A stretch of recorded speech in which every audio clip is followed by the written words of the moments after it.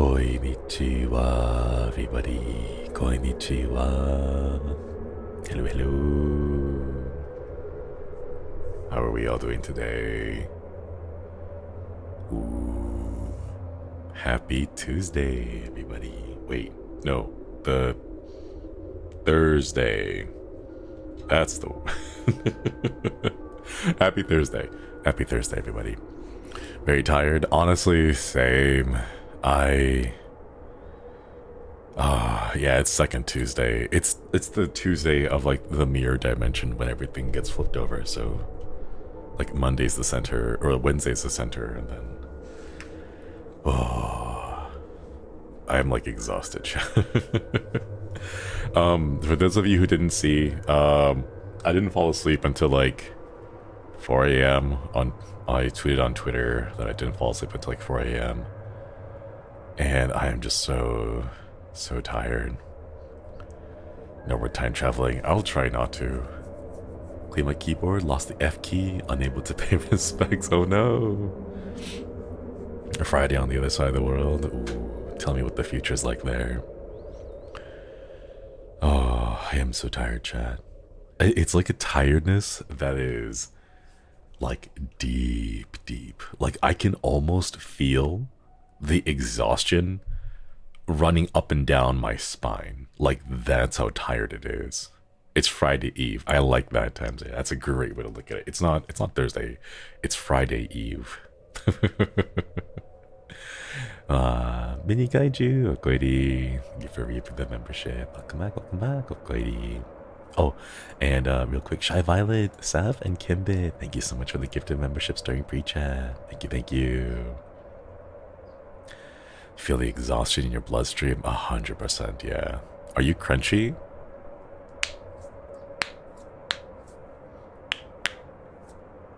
Yeah, I'm very crunchy today.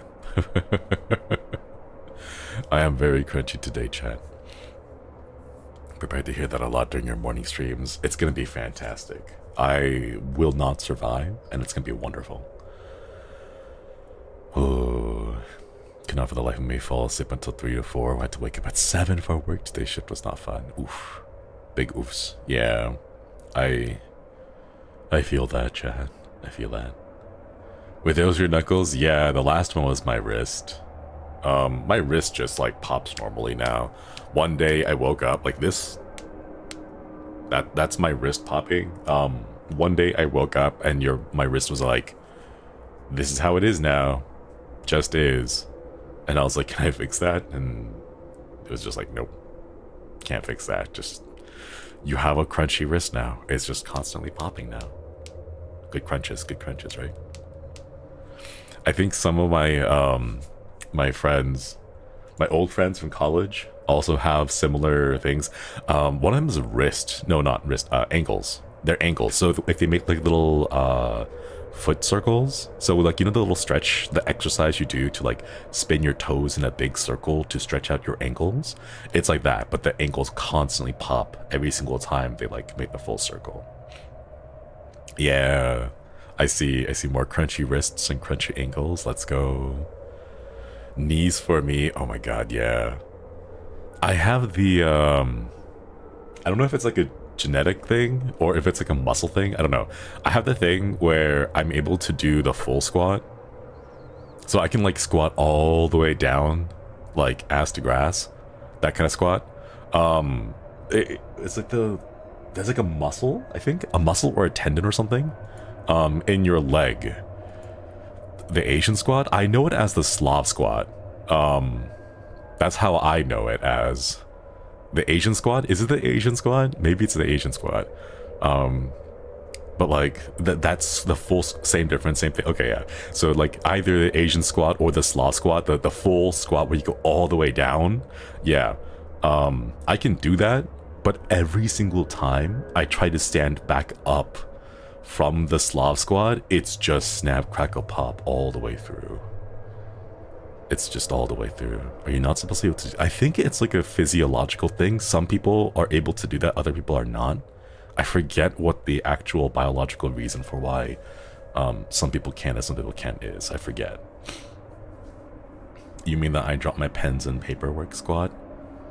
No, not that squad. It's the one where you're like, the stereotypical image of a guy in a tracksuit with the black tracksuit with the white lines that goes up and down the leg, and then squatting down, smoking a cigar while drinking like a small bottle of vodka. It's that squad.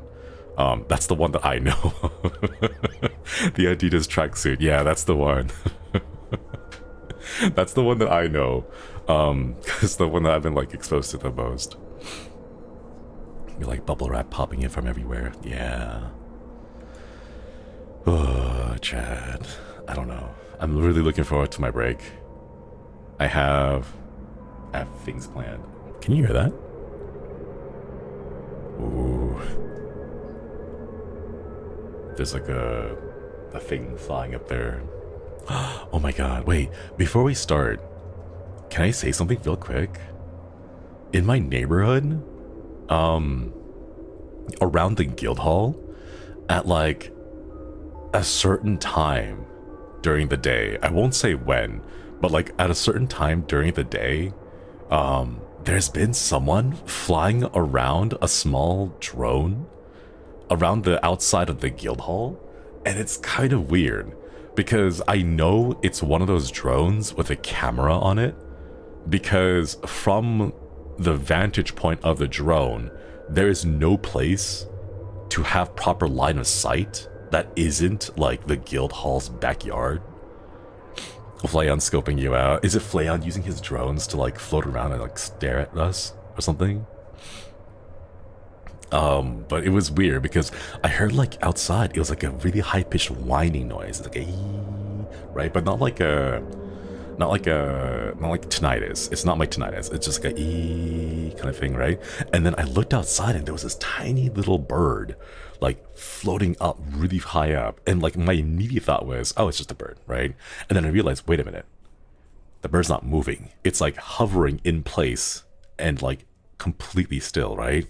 So I took out my phone and then I like zoomed in with the camera to look at it, and no, it's one of those drones. It had like a bright red flashing light, and I knew that it was one of those camera drones because there was no way you could have line of sight to it. There were like trees all over the place, so like you had to be seeing it from the camera to know where you were. Momonya, hello, thank you for joining the collective. Welcome. Okwiri. Surprised that's not illegal? I'm not sure. Well, here's the thing though. Even if it is illegal, what do I do? Do I just call like the Elysium police and just be like, hey, there's a drone here? And then they'll be like, okay. Like, I don't know who's controlling it because it's a remote controlled drone that like you can see from a distance, you know, like someone, like they could be hiding inside their own house, you know, and then just doing that, like you just shoot it with your arrows.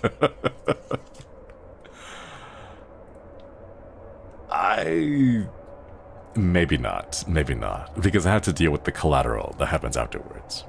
So if I hit it down and it falls down to someone's place, you know, it's gonna be really rough. You've yeed your last whore. Bang. Philbox. Alrighty. A big thank you for the beautiful Koisu gift to memories. I will pay for it soon. This I vow. Oh, hi Shinri. Hello. Thank you so much for reaping the membership. Thank you so much. Alrighty. And thank you everyone for all the gifted. But yeah, it's a thing that I had never really had to think about. Like, I knew camera drones were a thing, but in my mind, they were primarily used by drone racers in like those specialty racing courses or for wildlife and nature viewing. I know like I've seen a really cool couple of videos of people who use these high power racing drones to race through like canyons and waterfalls and like forests, and it looks really amazing. That's really the only case that I thought about using drones. It never really occurred to me that people could just take the drones and then wander around the guild hall and then just bring the camera around to like try to peep into windows and stuff. Like, I knew it was a thing, but I just never expected that to happen here, you know? So it's kind of odd. Write a sign that says knock it off. The thing is, I worry that if I try, it'll just encourage people, because if they're already using the drone to like snoop around the neighborhood, I feel like if you tell them to stop, it would just encourage their behavior more, because they don't seem to be the type to respect privacy already, is my worry. I've seen police drones in my area. I've seen a few like drones from Elysian police, but there's always like police presence, you know? Like they have the horse-drawn carriages with the sirens on top of it, and there's like uniformed officers like there in the area. And this one, I had not heard sirens or anything, so I don't know what it was for. Maybe it's like a teenager or something. Yeah. Also, hey Mast, good to see you. Apologies for the YouTube chat issue. I hope you were able to get it fixed soon. Can do anything with drones. I still remember taxidermy cat drone. Oh my god, I've seen some of those. I've seen a few of those. Those are kind of wild. All right, chat. Give me just a minute. I have some tea with me today. Not coffee, a tea. All right. I want to go back into the train, because I think the train was fun. We didn't really succeed in a train, right? But today, we're going to be playing hardcore mode. Gimster, thank you. This just in, policeman called to settle a dispute between creepy drone owner and crazed Ronin with the deep voice and boners. Thank you for the super chat. Thank you, thank you. What flavor of tea? Let me share this, because this was actually shared to me by a very good friend of mine, who told me about this particular type of tea. It's called a funny name, but it's just the name with a T, because it's supposed to be like, don't get any sus ideas, all right? The tea is called Throat Coat. It is by the brand Traditional Medicinals, and it's a very nice tea. It's kind of sweet. It is purported to like help you with like the itchiness and the irritation. Throat Coat, yeah. Licorice tea. Oh, is that the flavor? Oh my gosh, yeah, it's kind of sweet. It's kind of sweet. But I've had Throat Coat, and what I did was I actually took a cough lozenge, and then I put it inside my cup, and then I put the tea in there too, and then I poured hot water over all of it. So I had the tea, and then the cough drop also melting in the tea together to help, because my throat has been kind of big oof recently. But yeah, my streamer friend recommended this to me, and like he knows his thing, because it's really good. It's been helping. What flavor is it? It's like licorice, kind of sweet, kind of vegetation-y. It's tasty though. It is very tasty. All right, chat. We're gonna be jumping in. It tastes like green licorice, but green as in vegetation. It tastes like I took a bite of grass and then ate a licorice candy afterwards, and it's kind of tasty. All right, today we're gonna play hard observation duty. I don't know really what it is, other than the fact that there's penalty for false reports. But let us go, chat. Zayev, hello, Okoidi, welcome back. Happy Spooky Month. Okay, thank you for reaping the membership. Did you eat grass as a kid? Why do you know what grass tastes like? Oh, I know what grass tastes like because Biscuit likes to eat grass. And there was a point in time when we were just lying on the field and she was like eating grass. So I was like, what's so great about grass, Biscuit? But she just wouldn't stop eating grass, so she just like big chewing like blades of grass over and over again. So I just took one, and like out of curiosity and solidarity for the pupper, I ate some too. But I don't know, it just tastes green. It tastes like vegetation. She really seemed to like it. But yeah, let us go jump into our first observation night shift. Hello, Haka. Hello. Koini or Koinichiwa. Welcome. Hello, Hakitos. Thank you for the raid. What was your stream, Haka? I saw your tweet. I saw your tweet about it on Twitter. I don't know what it was. Freshly washed. Was it the shower bathtub ASMR stream that you did? How was it? Alright, thank you for the gifted membership. Can we get some hearts in chat with the gifted membership? The Hakitos now know what it's like to be a koi, submerged in water all the time. It was refreshing. Nice. Let's go, let's go. Hakitos, prepare, settled in after a nice little shower bath. We'll be kind of taking a nice little chill, a little zatsu, and looking at some spooky stuff as we have a nice little conversation and spot the differences here. Shinri bathtub ASMR when? Oh. Would that make sense? Wait, how would I bring the microphone into... How would I bring the microphone into the bathtub? Where would I put it? Just like leave it on in the middle? I'll have to think about it. Get a longer neck? No. It's the microphone. I have to bring the microphone, and that one's gonna take a while because I have to like get one of those like really long. Oh gosh. I have to get a very long cable.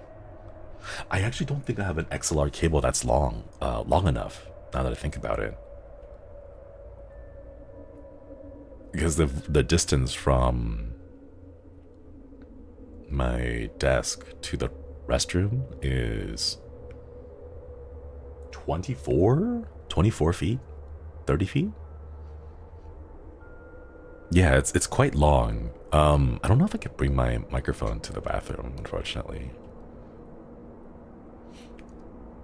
Just PNG. Oh no, the PC, the computer that I stream from is in the office, and I don't have a cable. I don't have a XLR cable long enough to take it from my office all the way over to the bathroom. Twitter Space will do. Could it? Oh, it's been a while since I've done a Twitter Space, isn't it?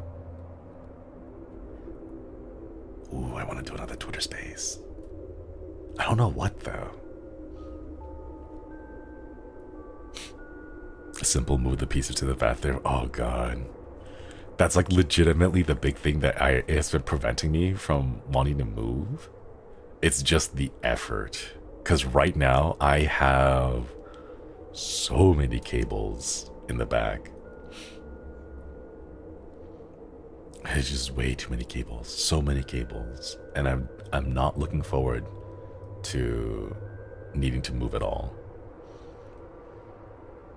A shower Twitter's face. Ah, it's been a while. I want to. I need to find some time for that though. Cable organizing ASMR. I hate to say it, but I have kind of resigned myself to cable management being absolutely a disaster. It is behind my desk. It's underneath it in the back. I can't see it, and I have no plans to ever go back underneath there unless something big is happening. Okay, chat, do you know what I want to do? I have been thinking about... Actually, I've been thinking about moving for a long time, but I've been thinking, after I finish moving, like, what would my place look like? And the way I want to do it is I actually don't want my table up against a wall. I want it to be like in the middle of the room. Like, I think I tweeted out a picture of this a long time ago, but I want to get those really long PVC pipes and build like a little cage.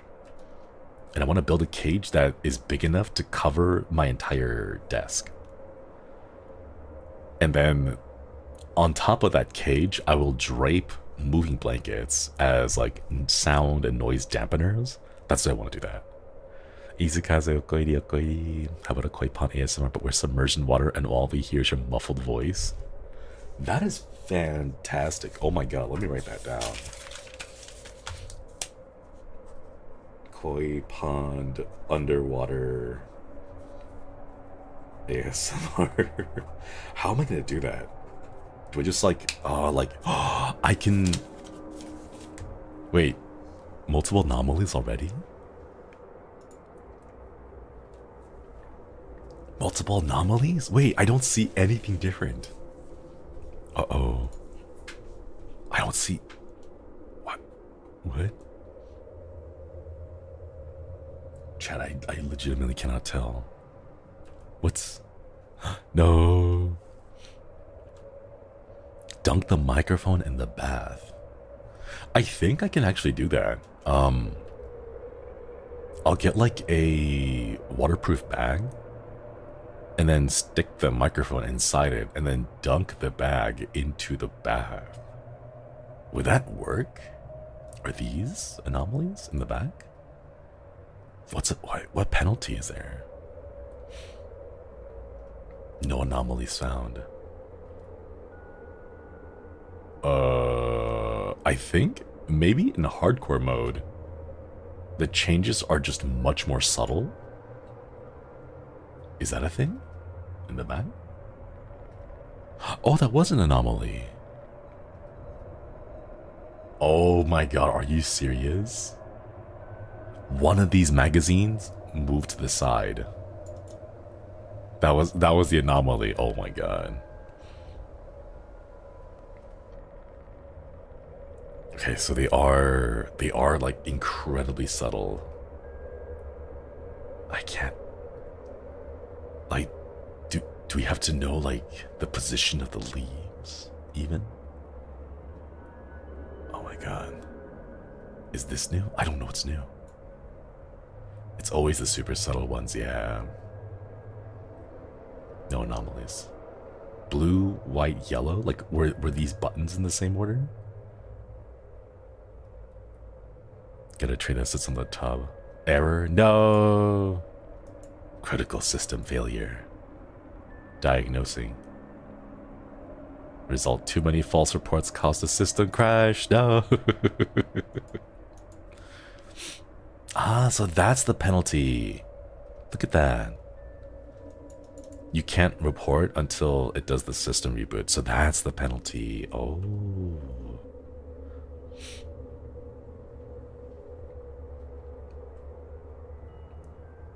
Reboot successful. Wait, I don't think it's supposed to say don't smile day. Isn't it supposed to say like happy smile day or something like that? International smile day.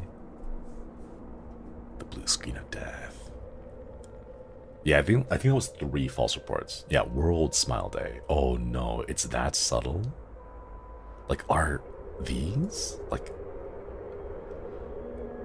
I don't know if I have the energy to like pay attention to all of it.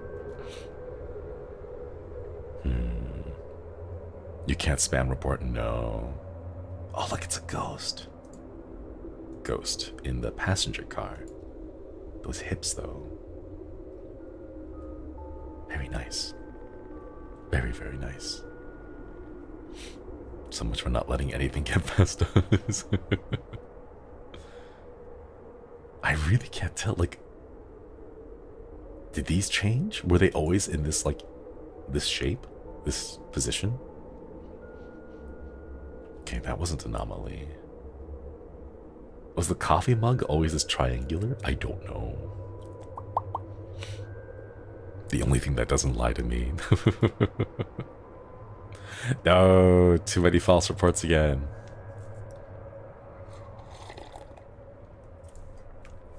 My internet is not good enough to watch the stream in HD and I can't see anything out of place. Oh no, I apologize. Hang on, let me see if I can reduce the bitrate a little bit.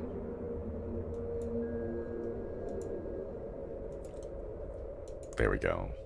Maybe that'll help. The door. Oh no, reboot faster. The door. I have to report the door.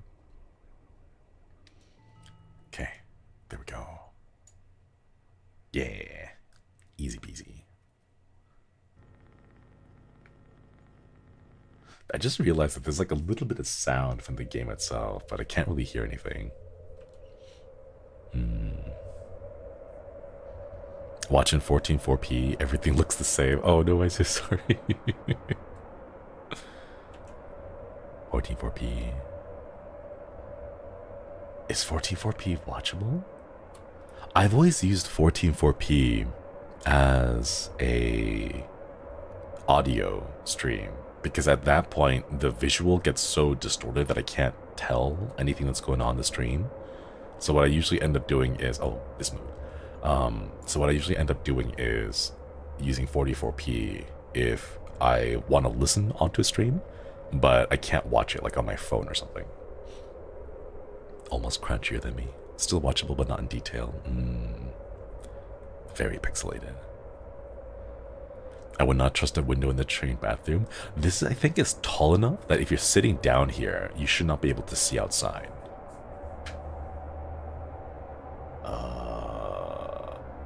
I should pay attention to, like, these colors here. The way that you say 14.4p instead of 144p is throwing me off. It is... I don't know where it came from, but it's just a thing. Very useful for NTR podcasts. Yeah. Cookie. Thank you, thank you. Thank you so much for the gifted memberships. Can we get some hearts and chat for Cookie and the gifted memberships? Thank you so much. Ooh. The sandwich doesn't have mayonnaise. They don't? They all do, isn't it?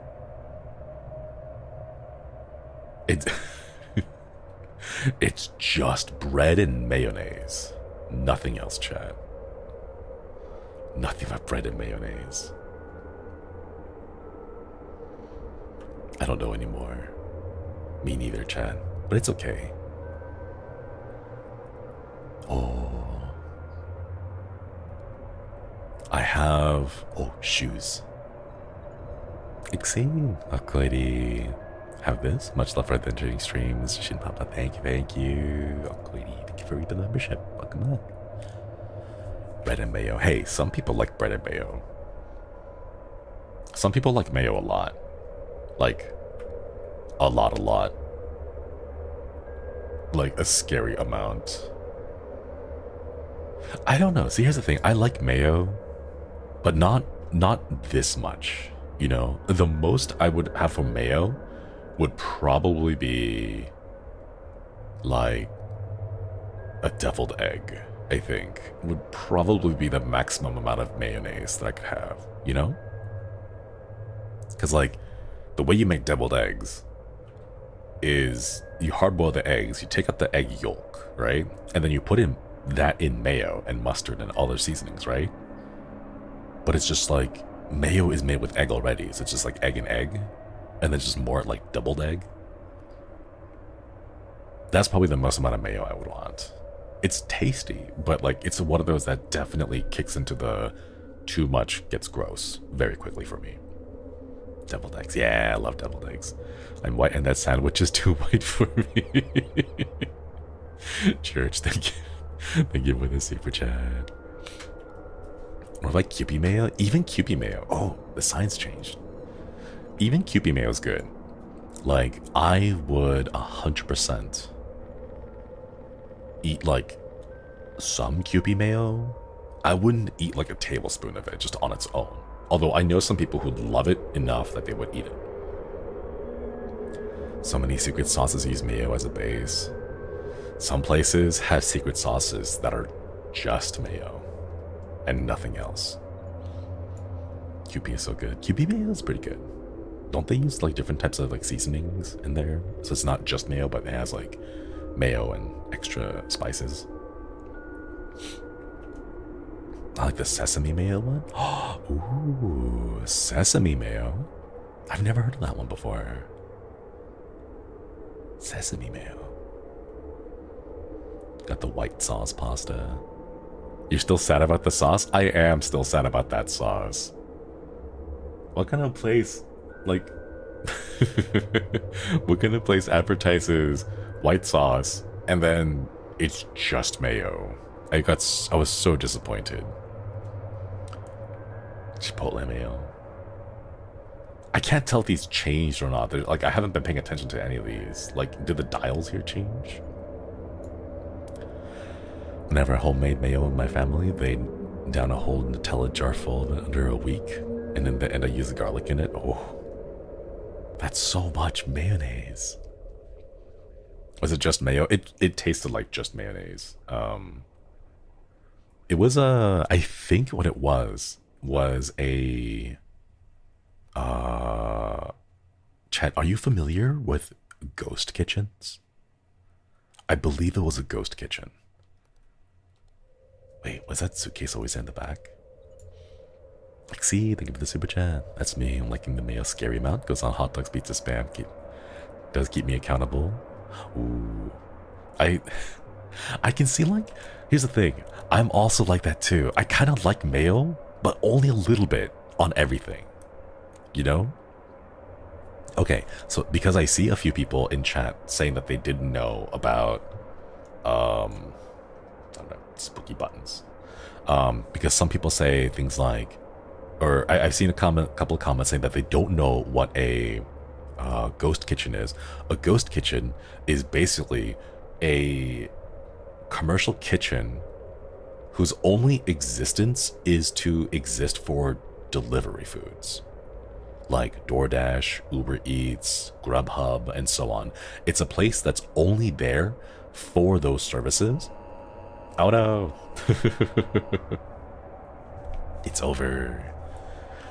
So that's what a ghost kitchen is. They'll go and they will list themselves up as restaurants that don't actually exist. All right? They're not real restaurants, but they will make food because they'll make foods and menus that they will put on top of like delivery services that people will order from, and it's just this one commercial kitchen that just makes all this food, pretending to be multiple different types of restaurants. How does that work? It's like a big kitchen, and the only thing that you do there, like, there are no seats, there are no tables, there's no menu. It's basically a kitchen building where people will just go order food from, and then a DoorDash driver or Uber Eats Grubhub driver will go in, pick up the food, and leave. It's not like an actual like institution itself. It's just a place where they cook and pretend to be lots of different restaurants. Yeah, it's basically just a kitchen, exactly.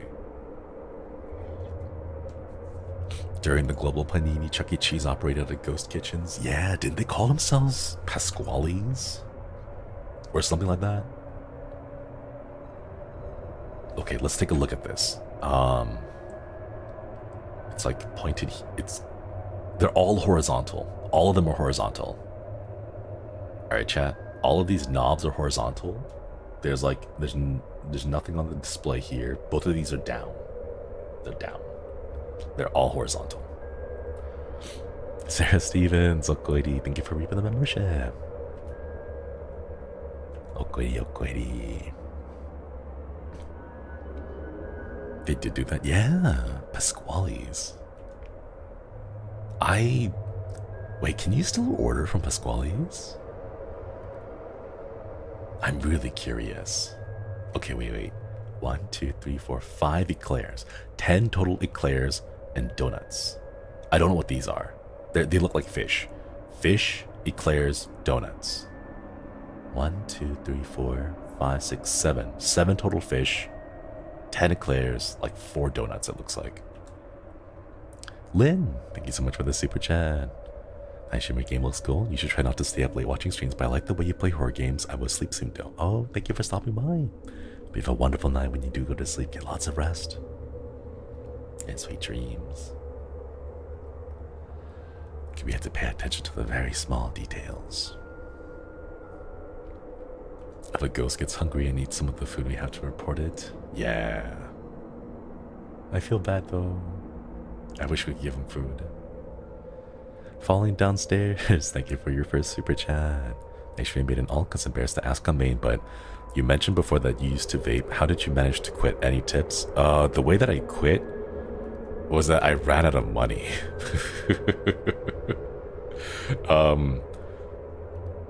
this is like back in college, so I ran out of money and I just couldn't afford it, and I wanted to eat food more than I wanted to smoke. That's kind of how I did it. You can kind of like, for me, a lot of it was like, if I have it in my house, then I will try to consume it. So by not having it in my house, I didn't have to worry about it.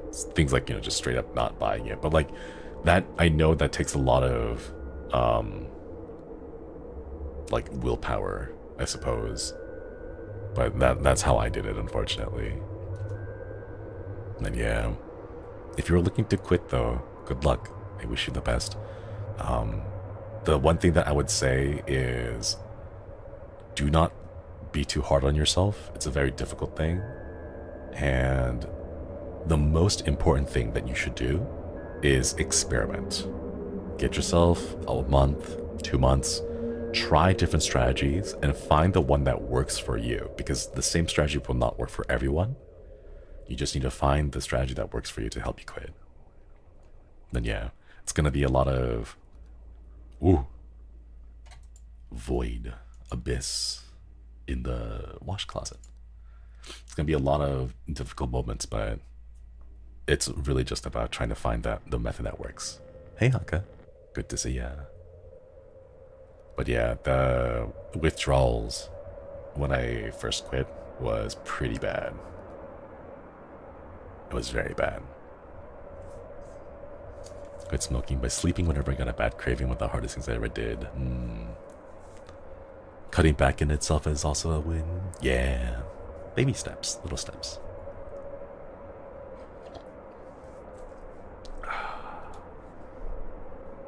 I want to get one of those. Chad, do you know what I want to get?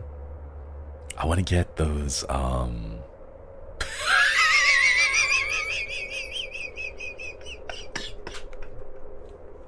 sorry, that's really...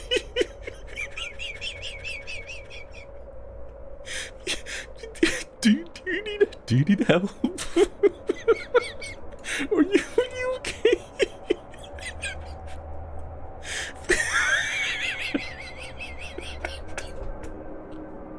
I'm sorry, this...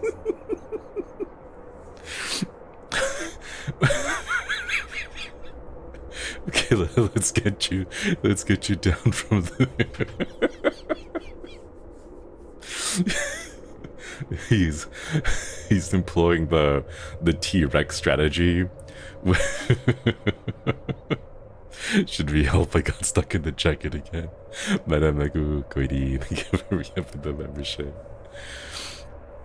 Oh my god. Mom, I threw up. Yeah, that energy. Oh my god. Employ like the T-Rex strategy of like, if I don't move, he can't see me. Oh man. I know it's supposed to be scary, but I just can't help it. It just looks so silly. The Drax move, right? I have mastered the art of standing so still that I appear invisible to the eye. He looked like he didn't even know how he got there.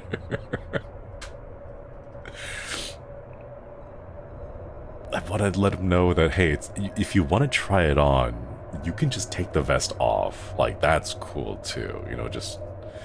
You don't have to leave the vest on the hook. Oh, man. Sorry, just out of context, some of these are just really the best days on. Oh, man. Out of context, some of these are just really wonky.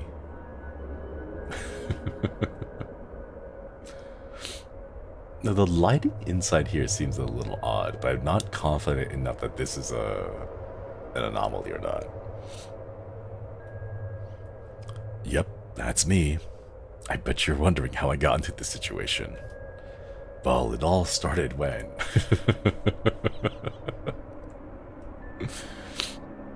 It's... Oh my god, chat, do you guys remember when, like, every single movie did that? Church, thank you. That's me if I ever wanted Shinri meet and greet. Ah. Give me the super chat. I want to do a meet and greet. I want to do a meet and greet so bad, but I want to do like one of those long movie beat. Not. I have like two conversations going on in my head. I want to do like a longer meet and greet, like 2 minutes, 3 minutes, instead of like the shorter 1 minute ones. Oh man. Oh yeah, going back, like there was a time when like it felt like every single movie was doing that meme. Oh no.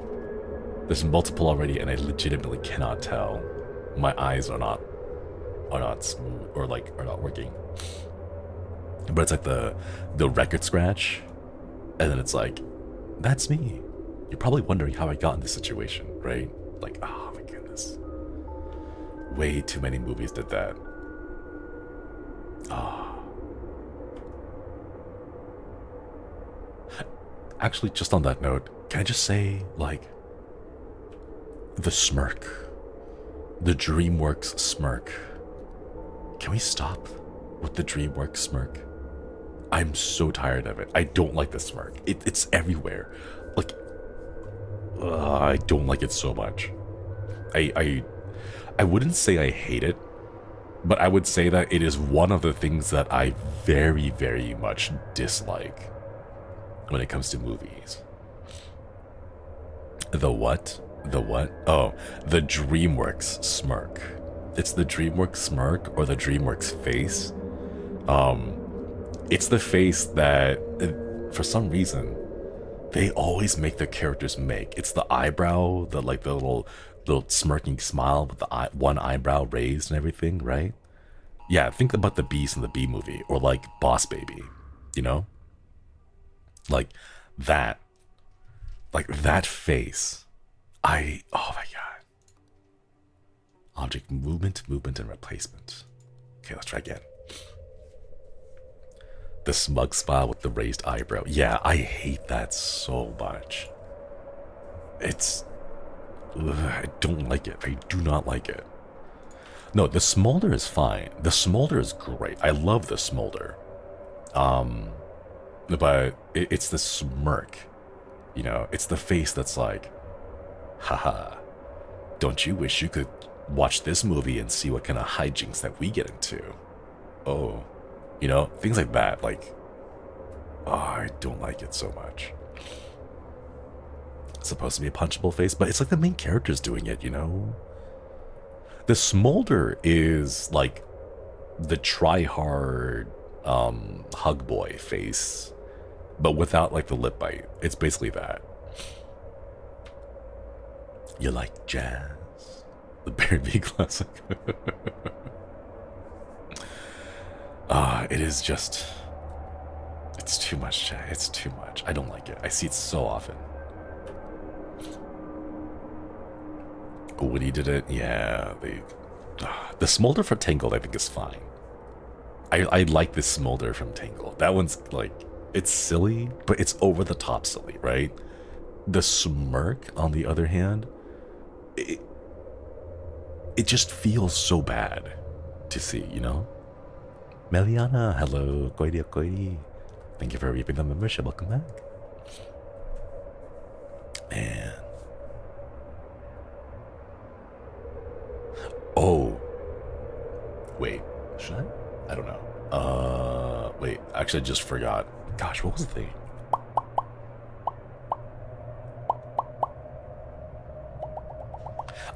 I had a thought tangentially related to the Dreamworks space, but I completely forgot what it was gonna be. Oh no. Yeah, the smirk is nice. Oh, wait. Oh, hang on. I remember. Product placement in movies. Product placements in movies and TV shows. Why are they so bad? Like, it's always so blatantly obvious, and it's just so, I don't understand why it's so bad. You know, there'll be this one scene in like I don't know, like a cop drama or something, like like a detective story, right? And then one of the detectives would be like, hey, like we should go talk about the case over some lunch, right?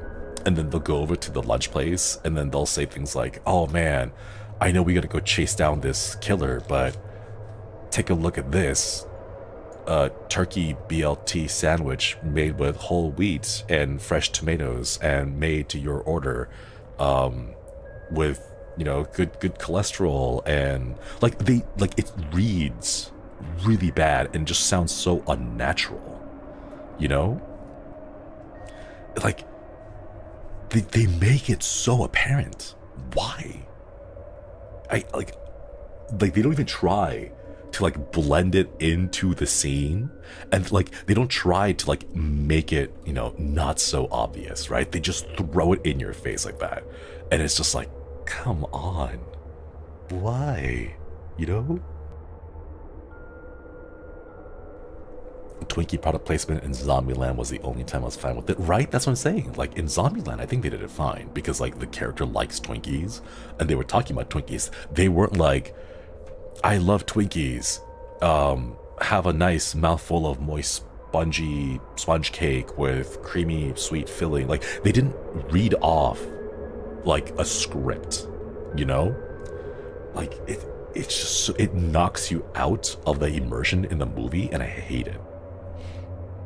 Like when they have the auto-generated voice in the middle of someone's speech.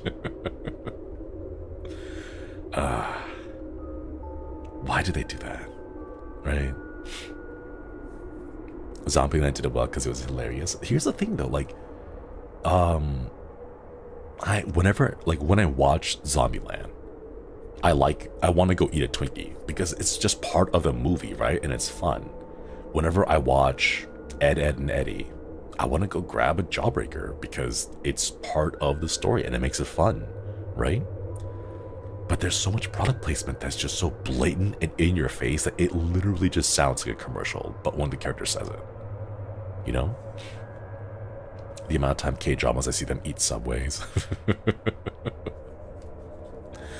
Made with fresh bread, and I need to go find like actual copy to read it because it just sounds so unnatural, you know? When it halts the plot, it shoots itself in the foot, right?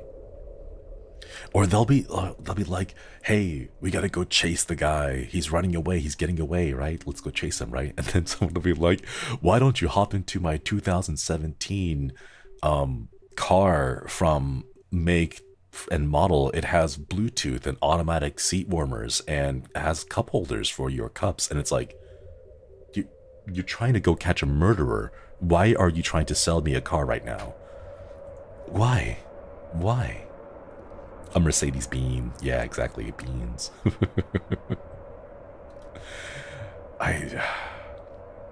It's just too much. It's too much. Ironically, I never know how many brands of ramen featured in K-dramas, but there's always at least a few scenes showing them eating on a lid, and I want some. Yeah, honestly, I do want some. Ooh. Artiste. Police department don't pay great. Keep thinking of the boys. Would you like a fresca? Oh man. Like there are other like product placement things where it's like very obvious, you know, like someone will pull out a laptop and it'll like the logo will be right like front and center in the middle of the screen, really big, just taking up a lot of obnoxious space. And they'd be like, hey, did you know this character is using a laptop made by this company? Check out the logo. It's like in your face and all that. Random one. Thank you so much for the super chat. Speaking of product placement, recently went over to McDonald's with a buddy. Get the bag and on the side says, as seen in Space Jam. Fast Furious 5.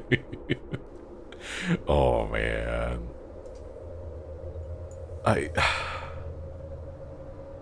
Do they really need advertising? Like, does not the entire every generation already know?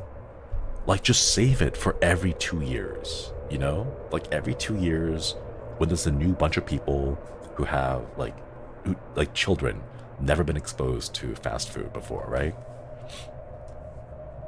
Maybe then, but I don't know. I'm not in marketing, so what do I know, right? The name might not see, but there's a hilarious amount of prop placement in the Vampire Diaries to the point where the characters bring it up while faking a death. Oh man. Like if they put in a little bit more effort to like merge it into the script or the plot or just the lines that the people read, you know? If they just put a little bit more effort into it to make it sound more natural, I wouldn't have minded. I wouldn't have minded. Mound? No. Mounded? Minded? Advertising not for brand recognitions anymore, it's used for retention. Oh my god. Do you remember eating your first time eating fast food? I think the very first time I ate fast food was like on a road trip with Papa Suiji and Mama Suiji.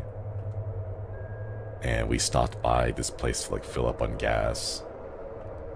And we had fast food then. I think it was Taco Bell? Question mark? The turn KFC old man into a stripper trying to drum up more business.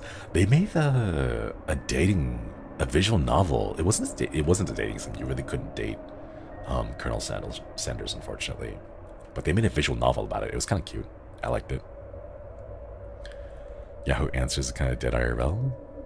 Oh. Killer ran over with the truck when he really should have been using the John Deere tractor. With its 700 torque horsepower engine, able to pull, you know, all these plowing materials, and I don't know what a tractor commercial is like. I just know that you can't repair them without John Deere getting mad. That's the only thing I know. Lights in the private car. KFC visual novel. Yeah. They call it a dating sim, but you can't actually date Colonel Sanders. Look at all the corn you can plow. I'm realizing that I don't actually have to worry about the false reports because I don't notice anything enough to want to second guess myself and make false reports. So I don't. I was wondering, like, why, when will we see a Colonel Sanders streamer? I wonder. It's only a matter of time, right? It's gotta be only a matter of time before we see Colonel Sanders as a streamer. Don't really like it when the movies and TV shows constantly put products in our face at every possible moment. Unrelated note to buy Shinri merch, please. Thank you for the super chat, Gipster. Thank you. I think a lot of the pre-order stuff has ended already.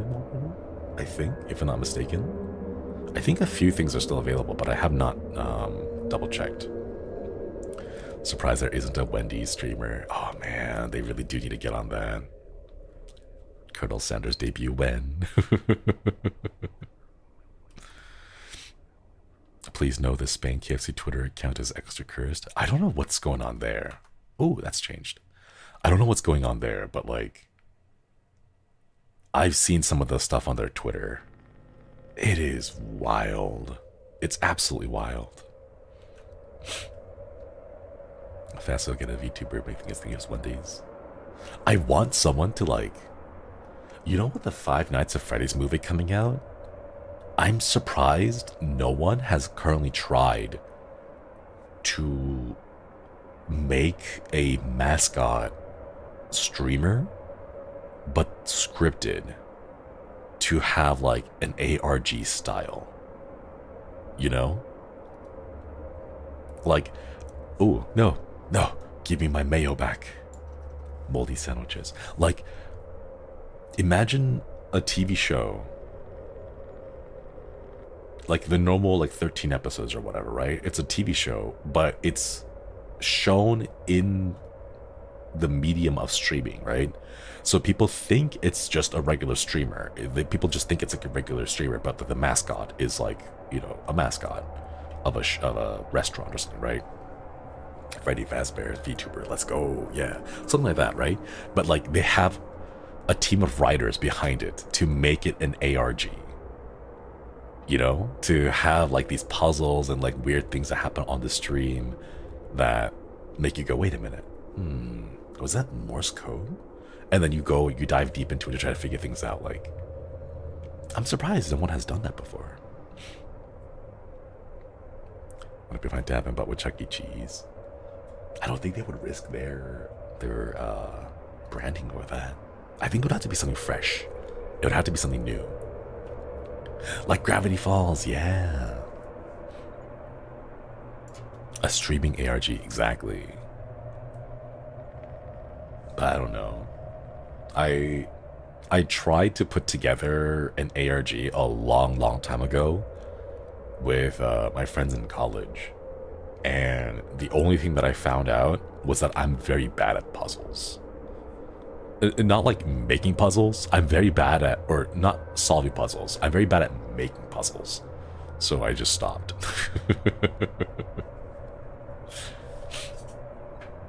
It's hard, Chad. It's really difficult to come up with ARG type of puzzles. You know? Especially nowadays, when ARGs have become its own thing, people will look at that and be like, I instantly understand what that cipher is, right? And they know exactly. Or they'll see a couple of characters and they'll be like, hexadecimals, I know that. And then they solve it instantly.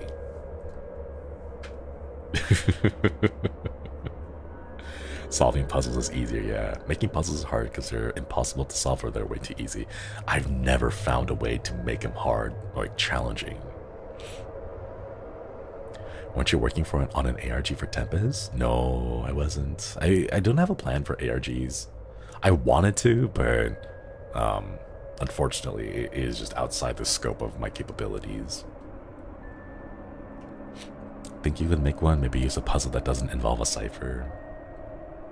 The thing is, it'll be solved in like an what was it? Wasn't there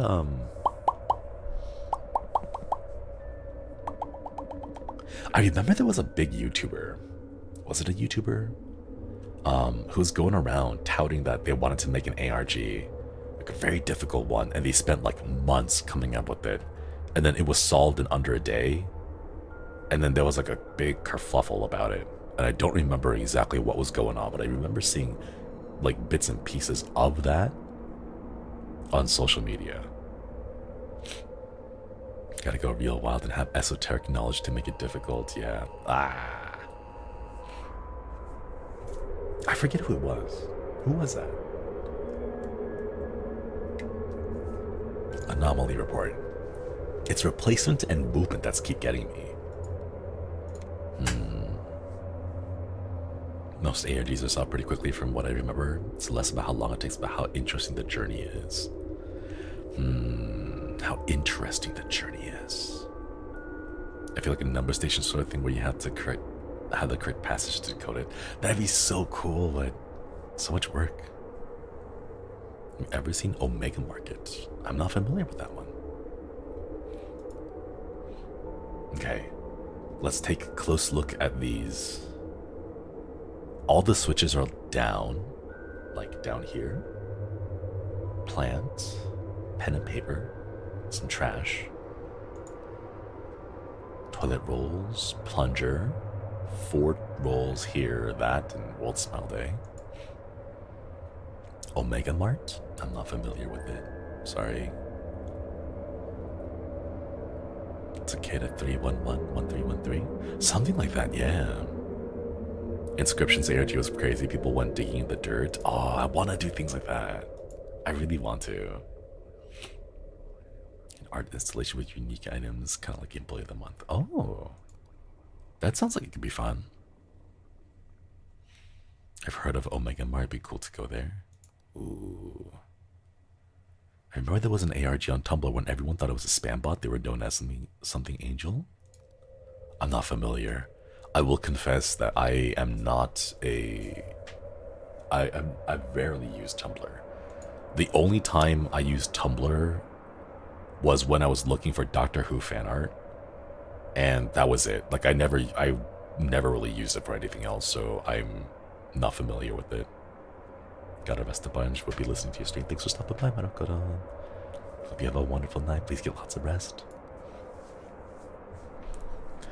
But yeah, beyond Doctor Who fan art, I just... Ooh, that's so cool. What is that? Can I eat it? Oh, I want to put my hand in it. That's so cool.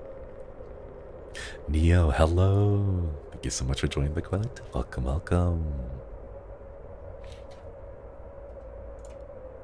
Tumblr ARG, that was pretty fun. I want to try. Is there a class that you can go and take to learn how to make ARGs? That'd be so cool. Shinri goes to the 5 senses with ghosts. I want to experience a ghost. Oh, Jerry is sleeping. But most importantly, I just want to hug a ghost. That's like the big thing I want to do. I want to hug a ghost. I don't know how that's going to work. Genuinely, I don't understand how it's going to work, but that's what I want to do. I just want to hug a ghost. I bet they would feel like... So the way that I am imagining it is... You know how in the wintertime, your comforters and your blankets get cold? If you could just grab a whole bunch of comforters and blankets and then just hug it, and it'd be very cold. Like, that's what I imagine it to feel like. Just get possessed by one. Oh, that'd be kind of cool. I want to know what it would feel like to have a ghost inside me. Like, trying to possess my head? My mind? What would that feel like? Would I just hear different voices in my head? Like, would I be able to differentiate my own thoughts versus, like, the ghost's thoughts? Because in my head canon, it'll be like the ghost, like, okay, imagine Bettel, right? Imagine Bettel. He's just kind of doing his own thing, and a ghost is like, oh, I'm gonna possess Bettel, right? And then they go inside Bettel's mind, right? And then it's like a, damn, bro, you live like this moment? Because he, like, looks around in Bettel's mindscape, and it's like, what is going on here?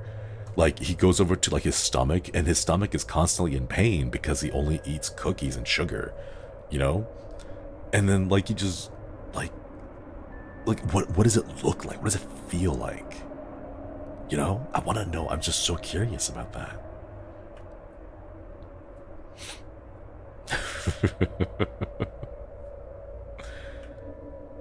Wanting to hug Data Ghost reminds me, suggest 7 Days Ghost. I put in a request for that the first day I found it, and we have not gotten perms for it. I'm gonna be realistic and just go off the assumption. Wait, sorry.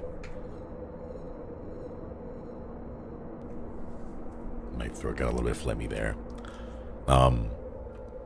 I put in perms for that a while back, and I still have not gotten perms for it. So I figure that I'm just gonna assume that we're not gonna be able to get it by the time Halloween is done. Maybe later, but I don't have that much, not high of hopes for it. And yeah. Do ghosts replace consciousness? I don't know. I'm really curious. I want to know. Don't get possessed. It's not a good experience. But I'm so curious. I want to know. I want to know. That ghosts and ghosts don't have standards, so the ghost won't mind battle.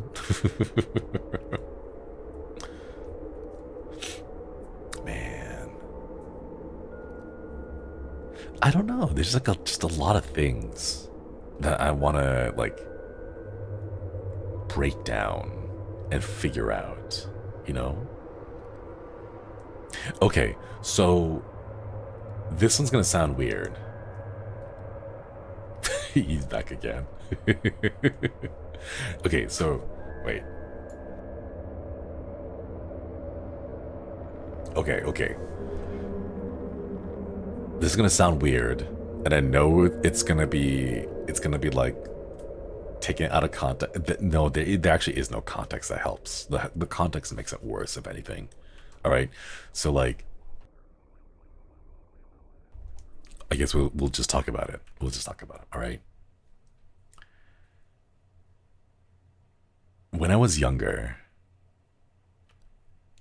I was watching Dragon Ball Z, and there was one, well, not one, but like there's an arc in Dragon Ball Z that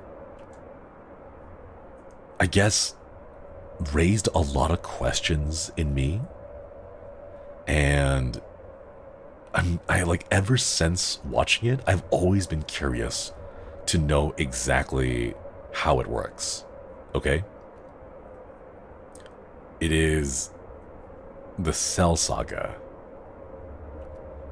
When Cell has that tail and he's going around like absorbing people through the tail, I want to know, like, how does it work? You know, like, how does it work? Like, physically, biologically, how does it work? You know, le sip? No, it's not the sipping part. It's like, okay, I can understand the tail enlarging and becoming like a vacuum and like wrapping someone up, right? That's fine. That makes sense. Okay, it's like a python, right? Like, it unhinge the jaw, go down, eat someone, right? That part, understand, right? I can understand the physics. I can understand the biology. That part makes sense. That's not the part that I'm worried about, okay?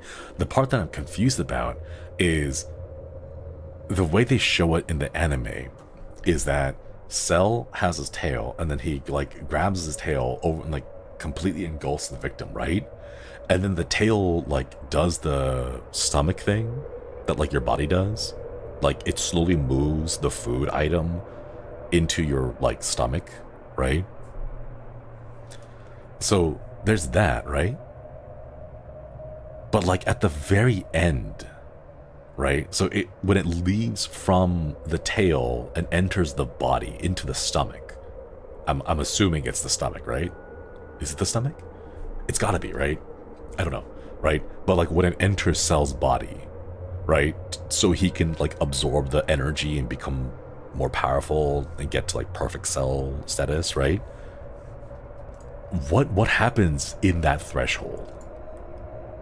Like, how does it physically work? You know? Like, right, like the androids, they're robots? They're supposed to be like machines? So does he just have like really powerful stomach acid that dissolves the metal? You know? Right, he absorbs normal people too. But like, he does two different things. Like, in one of them, he just absorbs people, like whole people entirely, right? And in other parts, he stabs people with the tail and then just like sucks up the juices on the inside. And then like you can see them shrinking and like getting shriveled up like a little mummy. So like he can do both, but like got chick so hard he barked 18 up, right? That's the thing. Like, how? And like, what would it feel like?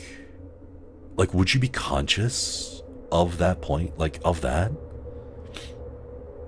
Like would you be, because everyone is alive, you know, like you see them struggling and you see them trying to fight back, right? So they're alive, but like, how does it work? It's an anime. I know it's an anime, but like, I'm just curious, you know? The same thing with like in the Matrix, okay?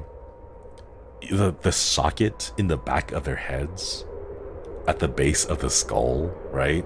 Like when you drive the connector into that socket in the back of the head, what does that feel like?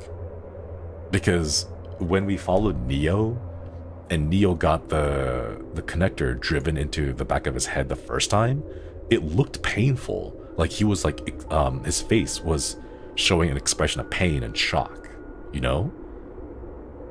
So there is like some kind of a sensation. It feels like pain.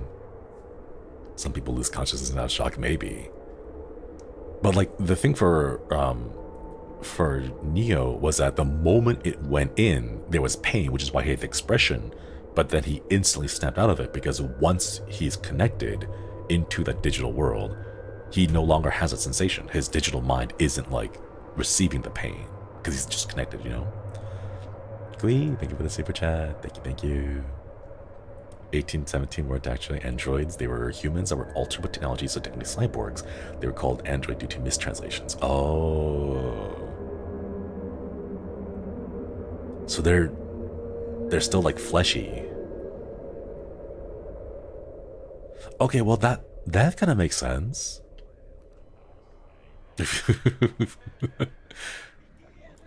Who is this person? Who is this like mad scientist looking fella? They still have human parts? I guess that makes sense. 18 had a baby, a kid with Krillin. Yeah, that does make sense. But it also kind of makes sense why 17 was so powerful enough to like hold his own in the tournament of power. Chalk Warrior, thank you so much for reading the membership of Quady. Just wanted to thank you for sharing a game and with us. Had a blast playing it with your friends after stream.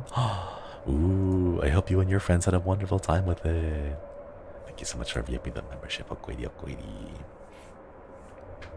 17 is that strong because he actually kept trading. Yeah, see, that's what doesn't make sense. Or that's what did not make sense to me. In my mind, I thought they were complete, like, robots. And I was like, how do you make robots that get stronger like that? Do you just upgrade the parts? Or, like, get upgrades? Like, overclock a robot? And then if you do that, then why don't you just make more powerful robots? Like, why don't you just make a whole army of 17s and have them make like impenetrable shields and like barriers? Because 17's like his trademark is incredibly powerful barriers, right? I was like, why don't you just make more of those? But learning that they're human makes sense now. Church, thank you. So 18 was able to have a daughter with Marin and Krillin. And 17 has a family too. That's why they call him 17 and 18 now. Ah, I see. He's a scientist, doesn't have the budget. Scalpers and couldn't afford them. Man, scalpers getting it all bad. But going back to the Tailvor thing. Actually, no, I don't have anything else to say about that. It's just like, I want to know what it feels like. I want to know, like, the sensation, you know? I'm just so curious, like what would it feel like? You know? Robotic Tree, thank you for your first super chat. Actually, know the needle in your spine feels like lumbar puncture, mostly pressure and then a deep dull sting. Oh, interesting. Thank you so much for the super chat. Thank you. That's wild though. Nikki, thank you so much for reaping the membership. Okoidi. And Ash, Okoidi as well. Conversations about what would it feel like to have a ghost inside me? And how does the alien eat people? Or why am I here? Tail unbirthing. I don't know if it'd be appropriate to describe it as unbirthing, because isn't that like a very specific passageway? Canal? Pathway? I don't know. Church, thank you for the super chat. Parts that is 1718 removed the need for recharging ki. That didn't make him get that much stronger. Edge is that they cannot get tired. Oh, I see. It's been a long time since I've seen Dragon Ball. I kind of want to go back. I want to go back and take a look at that.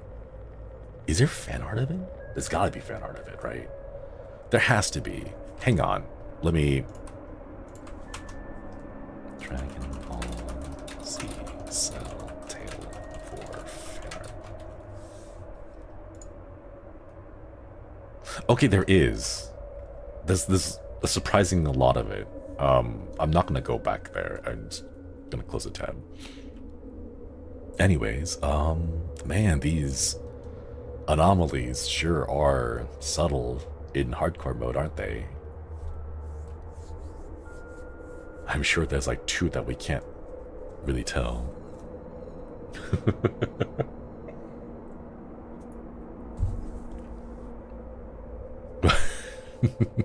Are we going on a field trip? No. No. Not this kind of field trip. This is a field trip that I must take on my own. You cannot follow me. I'm gonna Iron Giant this. I go, you stay, no follow.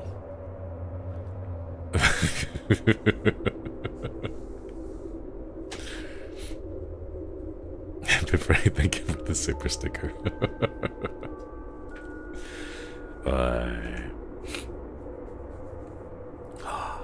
Field trip with the frizz.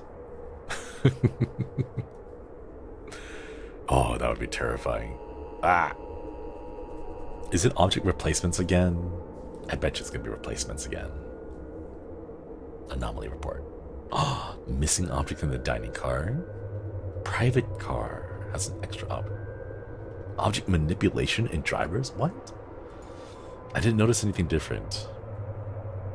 Okay, maybe the train is a bit too difficult. Let's pick something easier, like the university.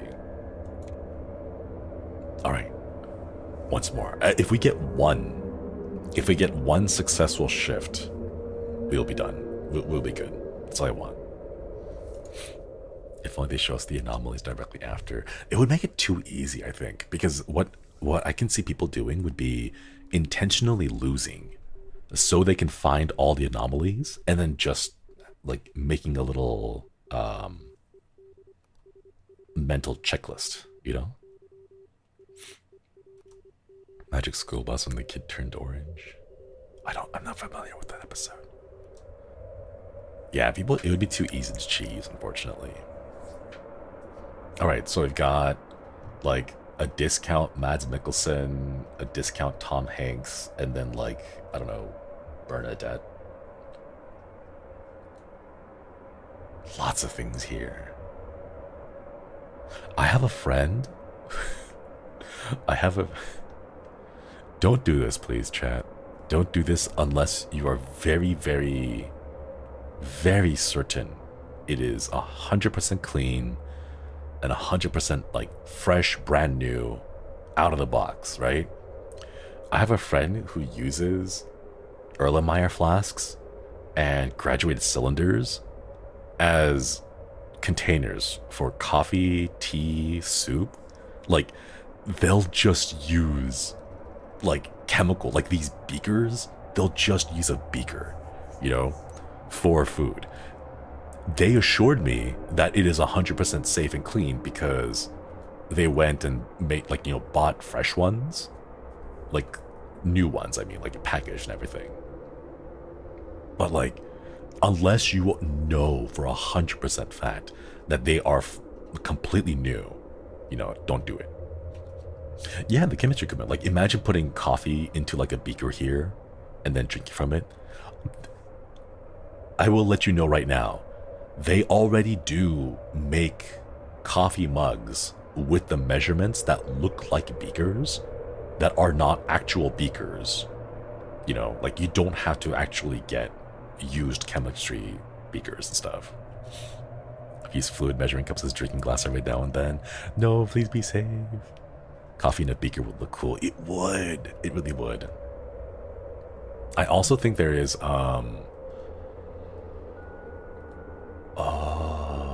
I cannot remember, but there is a brand of a coffee drip, a drip coffee maker, I think. It kind of looks like the triangular Erlenmeyer flasks. It kind of looks like that. But there is a coffee drip coffee, I don't know what it's called. It looks like an Erlenmeyer flask that they make specifically for coffee. Chemex, there we go, that's the word. The brand is called Chemex. Yeah. If you go look up Chemex, it looks like an Erlenmeyer flask, but with the specially made lip at the top to hold on to the coffee filter. It looks really cool. I would grab one of those, but they're kind of pricey. Cammy, thank you for the super chat. How else would we get superpowers? Oh no. What kind of superpowers would I want? Thank you so much for reaping the membership, Okoidi, Cami, Okoidi.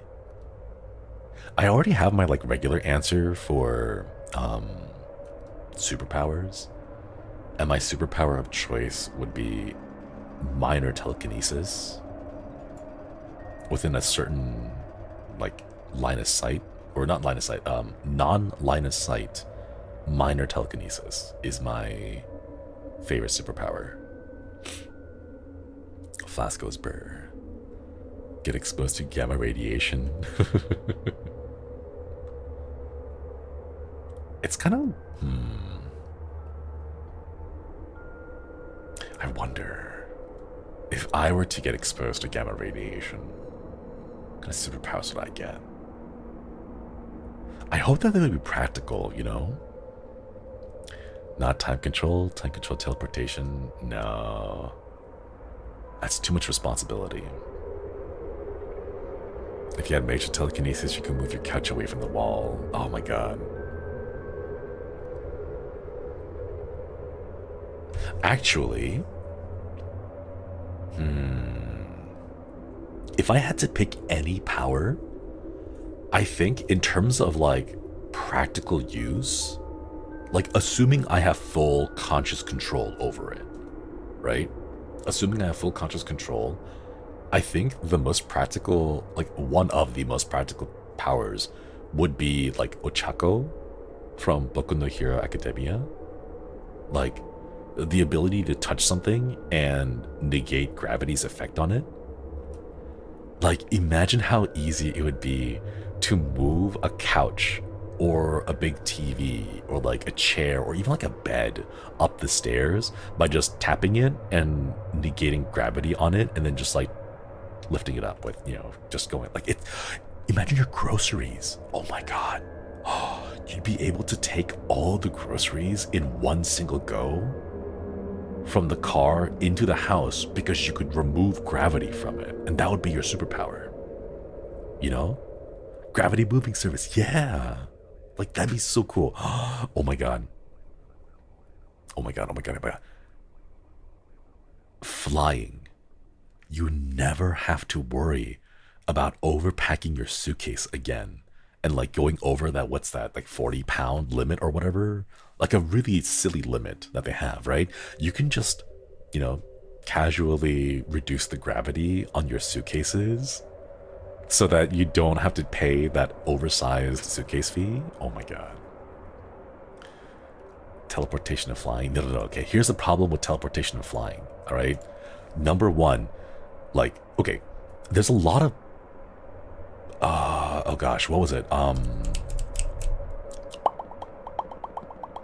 There's an anime called Darker Than Black where people have like some people have superpowers and they have like real life costs and effects, and there are some moments in Darker Than Black that makes you realize that some powers would not work very well.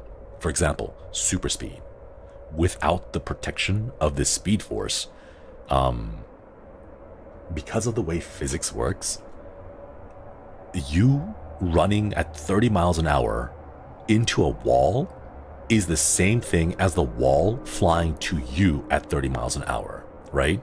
So there's this one scene where one of the protagonists is fighting against a speedster, and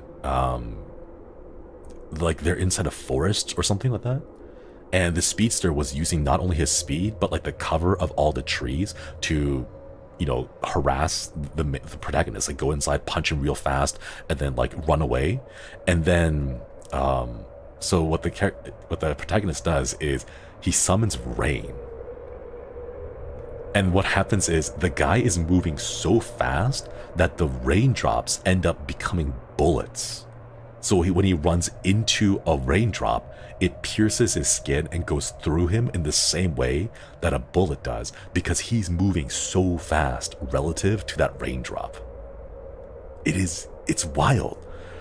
And then you think to yourself, like, that's right, because the only reason that characters like the Flash is able to run super fast and not, one, catch on fire because of the friction from the air molecules flying through, or two, not like hit a fly that goes right through them because it'd be like getting hit by a bullet, you know, is because the Flash has the Speed Force protecting him, you know.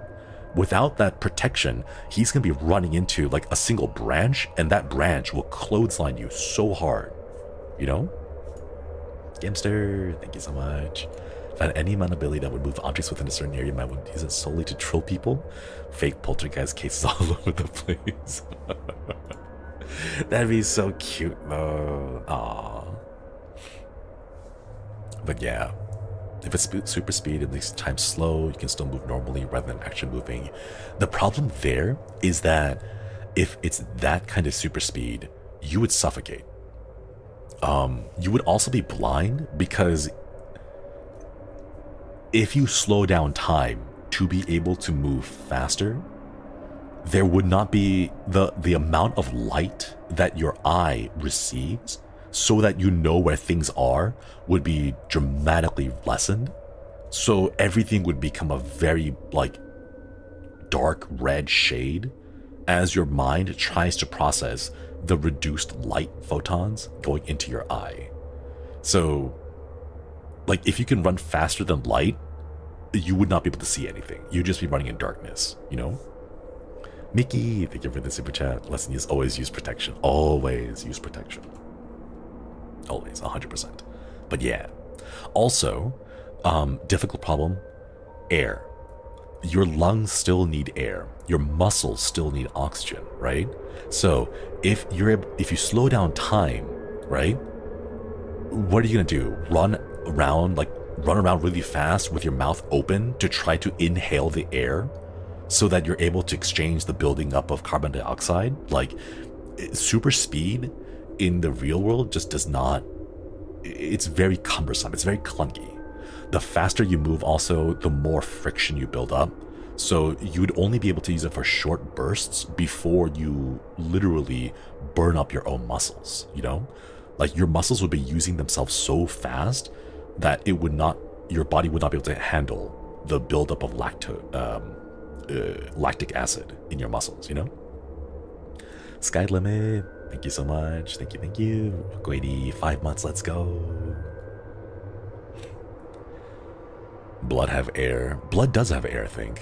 And what I think would be really cool would be if you could just like you would have to have some kind of a, I don't know, like a deus ex machina to like protect yourself from all of that. Like you'd have to just say like, we're going to ignore physics from this one point here and then just go through with it. Because if you don't, then like just the fact that you have physical bodies and problems, like, you know, that's when you get into trouble with things. Always assume that time manipulation has extra cheats involved, otherwise you wouldn't be able to see light because you wouldn't be able to reflect off surface. Exactly. It's a problem I had with some partial cyborgs. Synthetic arm will be stressful on the spine unless it has some sort of super light material. Yeah, exactly. Right? Like, if you go ahead and like you use your cybernetically enhanced arm to like, I don't know, punch a car, right? Maybe your car, like the arm that you use to punch the car is fine, right? But the connecting part of the arm to like your shoulder or your spine or whatever, I think, right? Like that's where the weak spot is, you know? What? What's going on, chat? What's happening? Wait, what? Huh? What's going on? Huh. Well, that's weird. Wait, what? Where did that come from?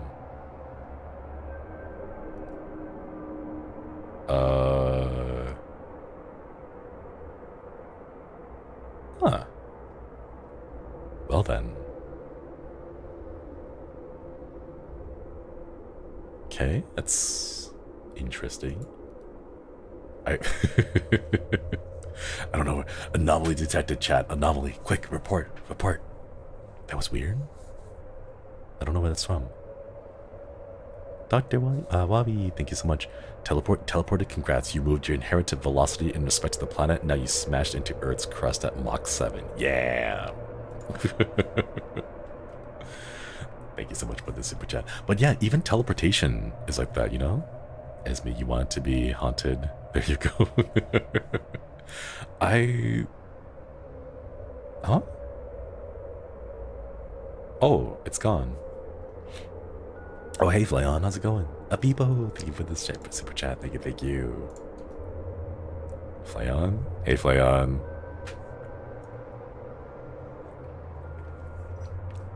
Is my stream haunted, chat? Are they cute?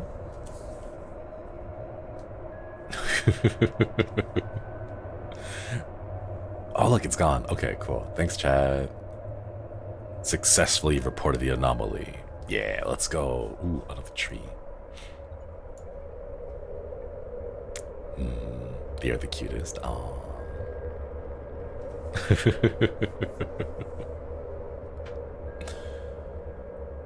I gotta be honest. Between the tail war and the superpowers, I have not been paying attention at all. I don't know what's I don't know what's changed. Is this duffel bag here?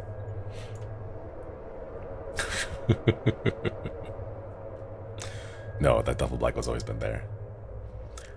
Let's see. I hope it's not something like incredibly tiny. Like this boxing here. And then I think we may have lost this round because it's been long enough that I don't know what's going on here.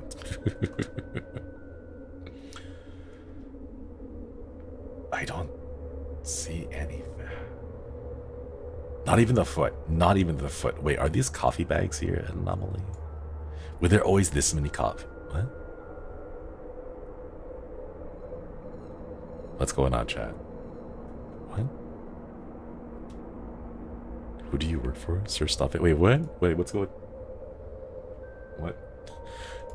What do you... Oh, lights. Auditorium. What is that? Scroll up? You posted in chat? No, you would hear me if I was typing. Can you not? Wait, can you hear? Yeah, you would hear me if I'm typing a message. What's it say? Hang on, what does it say?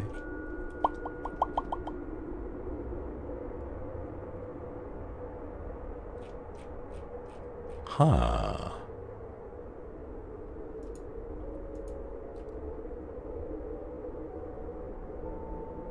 What?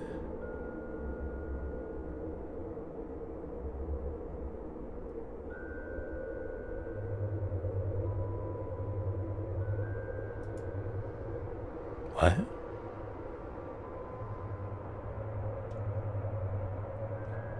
Mickey, thank you for the super chat. This bit is scaring me. I'm not doing anything. I'm not typing anything. Quick, report it. Report the anomaly in chat. What's going on? What?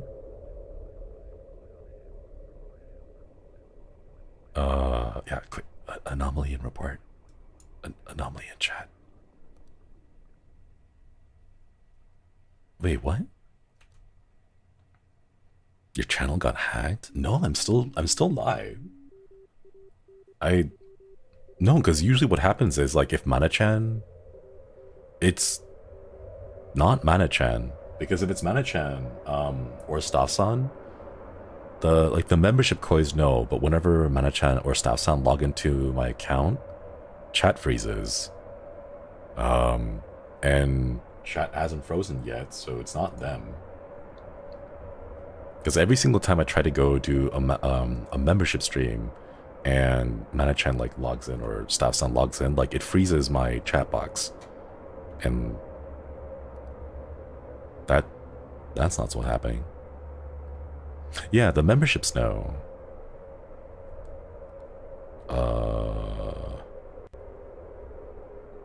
Shinri's channel is haunted. Colin Hawk.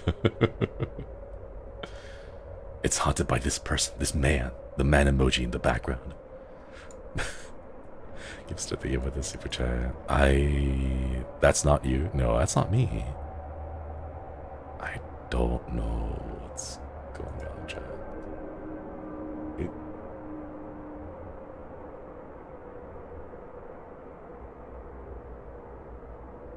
Yeah, I have no idea what's going on. Don't mind it. I suppose. Aaron, thank you so much for reaping the membership. Is the real Shinri here? I think I'm the real Shinri, but now that you mention it, I'm confused. Is the chat ghost cute? Yeah, chat, is the ghost cute? Let me know. Rings of Hope, thank you. Are you allowed to teach your own channel? I'm not sure how the physics of that would work. Mr. V, okoiri. And Shadow, how's the stream? Stream's haunted, what? Rex Weapon, stream's haunted. Thank you for the super chat. Yeah, I don't know. I don't know what's going on, chat.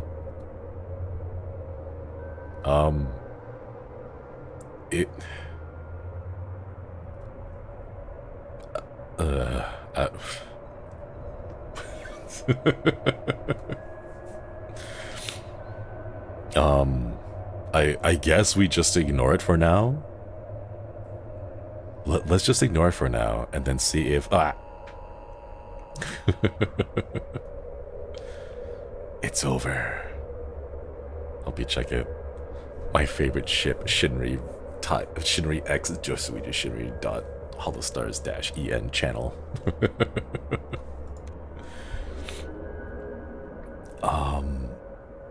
Yeah, I don't know, because I worry that like if we report the comment, it'll like bonk me.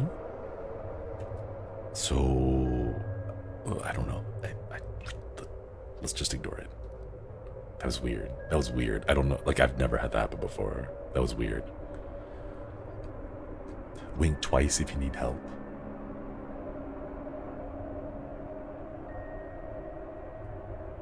That work. Lemur Alcoidi, thank you for every for the membership. Eating Mike Tyson's. Thank you so much for the super chat. Thank you, Mike Tyson. Oh man. What is happening in chat today? What is going on today? First the weird poll. What did it say? I was a little bit stunned because I was trying to like figure this out, and then I for a moment I legit thought like chat was being like gaslighty, and I was like, what's going on? So I don't know. What did it say? Semi, thank you so much for the membership. Are you happy? I see a lot of people putting the space between H and A. Is that the BTF you guys talking about? Hey Flayon, are you happy? I don't. Are you? Oh, that's how it was typed. Oh, the spaces were there. Somewhat. Aww. Is this Flayon? No, it can't be Flayon. Flayon's literally typing as Machina X Flayon channel HOLOSTARS-EN. They're one-guying you. Aww. Because there's no way he could log in as me and then talk in my own channel. That doesn't make sense. I'm Bettel. Oh, hey Bettel. How's it going? How's your diet of Girl Scout cookies and brisk going?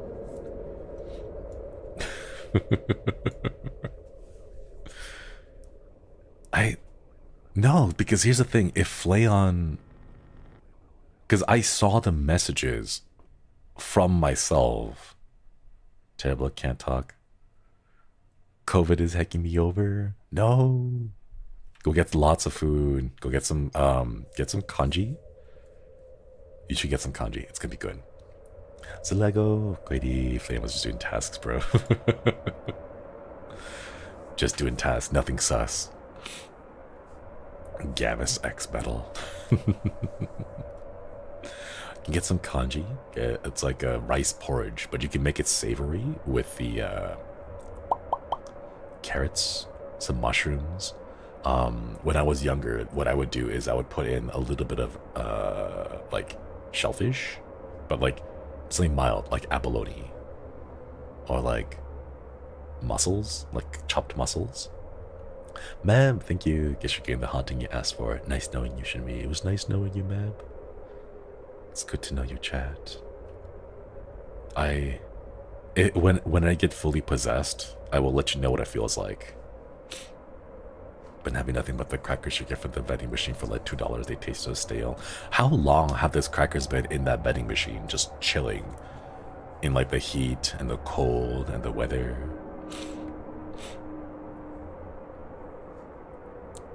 I bet getting possessed feels like a great hug. Oh, like a hug for your brain. That'd be nice. That'd be really nice. What would it feel like though? I'm done RPing as metal. Sorry, please continue. Flayon, has this happened to you?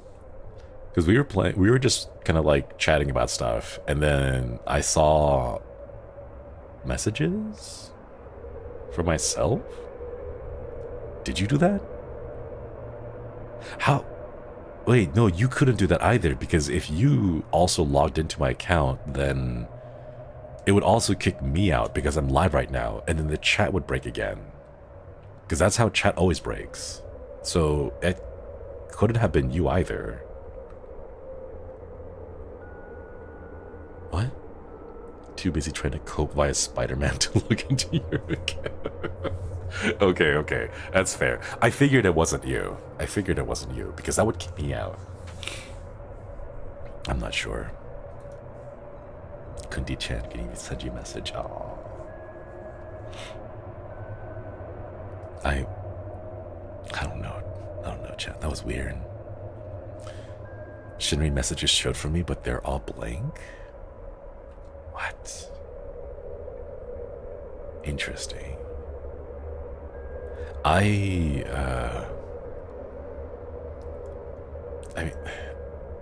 mean, I guess I don't even know what to do. Like, the poll message was blank for me. I have to check after the stream. Yeah, I'll go review the VOD. And check it again. But I don't even know what I would be looking for. Like, it would just show up as comments, right? Like, it seems to be blank for some people, but it had text for me. I am happy.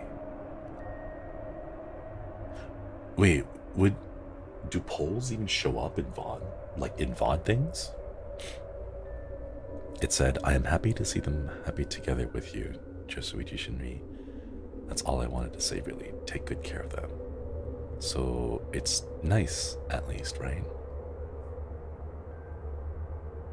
What? Why does it sound so ominous, though? It was blank? It had text for me? Same, I had text. Only results. I'll pretend.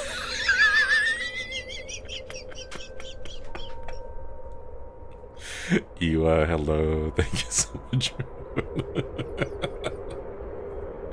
Oh my god. That's amazing.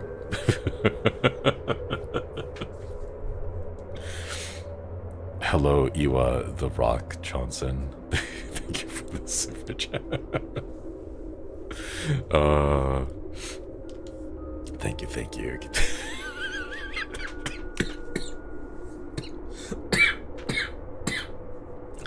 Oh my god. The face. Oh, it's really good. I love it. Thank you so much for the super chat. It would be Dwayne the Iwa Johnson. Oh my god. Thank you. Thank you for this as well. Dwayne no Iwa. Oh my god. I gotta be honest, like that one that caught me off guard. Like by complete surprise. I had no idea. Oh my god. It was just the unassuming, happy, smiling face that just, like, it registered in my brain when I saw that. I was like, oh my god. Could recognize the beautiful face anywhere. Yeah. Mio, hello. Hokoiri, hokoiri. 8 months, let's go. Thank you so much for keeping the membership. What an honor, yeah. Evil shouldn't be like, I love exorcism. Man. Hey, Ghost, if you can hear us, say something. Ooh.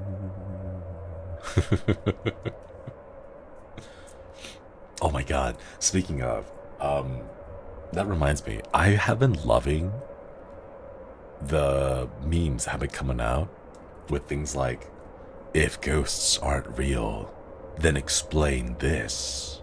And then the camera cuts away, and it's like this little puppy in like a white bedsheet with like the eye or the ears cut out, so the ears are sticking out, and just like the dog is just kind of vibing, just doing its own thing. Oh my god, I love it. It's so cute. There have been so many people sharing pictures of their puppies and their cats in like the white ghost sheets with the eyes cut out. It's so adorable. Oh my god. My heart melts. George, thank you. What a ride this stream has been. Yeah.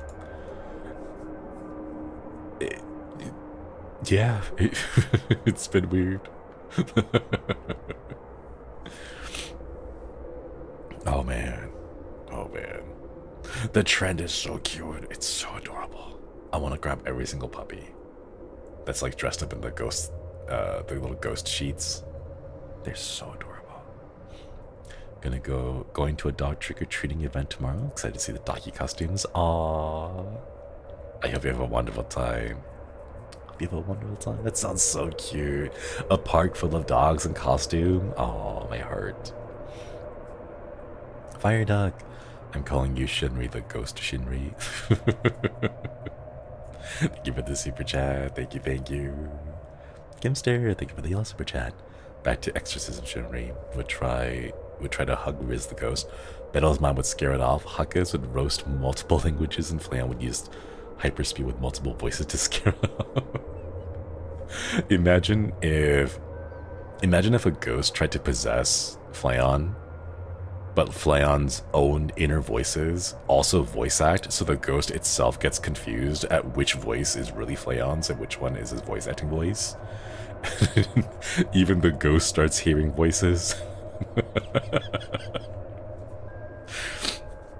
Oh man. Incels, hello. What costume would Punika wear for Halloween? Oh, that's such a good question. I need to go ask them. I don't know. I think Puniko is one of those types that would be just kind of right? And then like you could like dress up Puniko in any way and Puniko wouldn't mind it. Like those cats that kind of lie down and then you can like stack like treats on top of their head and they don't really mind, they just kind of vibe because they're just tired. Like that's what I'm thinking. That's what I think it would be like. And Church, thank you for the super chat. Biscuit Ghost Pick Swag. I'll have to ask him out of chat if it's okay to dox Biscuit. I know she's a small pupper. I think she's like 45 pounds, 40 pounds. Not too small, not too big, like dog sized. The voices, yeah. Puniko shows up with some mecha cosplay. Ooh, extra vase. Who is Biscuit? Oh, Biscuit's my dog. She's super spoiled though. She's also like really into digging holes. She's a digging dog, so the backyard is full of little potholes that we run the risk of like twisting our ankles on every single day. How many people are in here? That says the ghost inside Flayon's head. Every single one of them has a different and unique voice.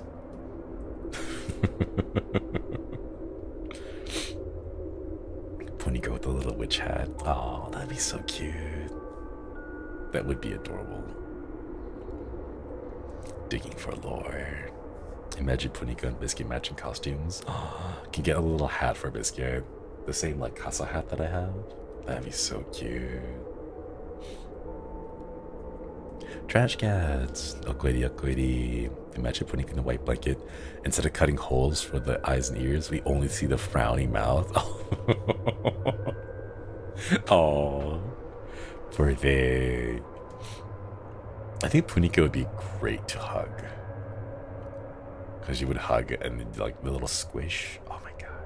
He's so cute. Very cute. Very squishy.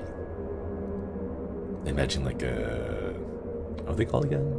Squishmallows? That brand of plushies. I'm gonna YOLO a guess here. Maybe some of the beakers disappeared. I can't tell though. Maybe some of these ones disappeared. No anomalies. What about this side? Anything there? No, nothing there. Man. Need to sleep, Shinri. Feeling a bit sickly. Thank you for the stream though, Jen. Thank you for stopping by. Hope you have a wonderful night. Please get lots of sleep and lots of rest. Beverly, Okwedi. Thank you for the vote because the poll is blank, but I want to say that I am happy. Thank you. Ah, glad to hear it. Thank you so much. Thank you, thank you. And Okwedi. Tori, hello. Could only join for a bit tonight, but I'm glad I got to witness chat anomalies. Thanks for cozy and spooky 4 months. Thank you, thank you. Really appreciate it. Okwedi, welcome back, welcome back. Oh, gosh. Darn it. So chat, you all know that I'm not like the one for like really big things, like big flashy showy stuff. It doesn't come naturally for me. Oh no.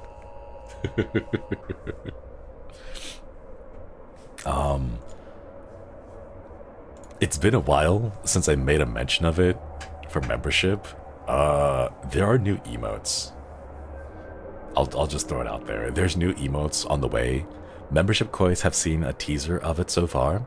I haven't figured out when to make them available, and I think I'll just make them available because I don't know. I know like others like to make it a big thing of like, oh hey, there's a big event here, we'll do karaoke and then show off some new emotes and then like do like I don't have the energy for that.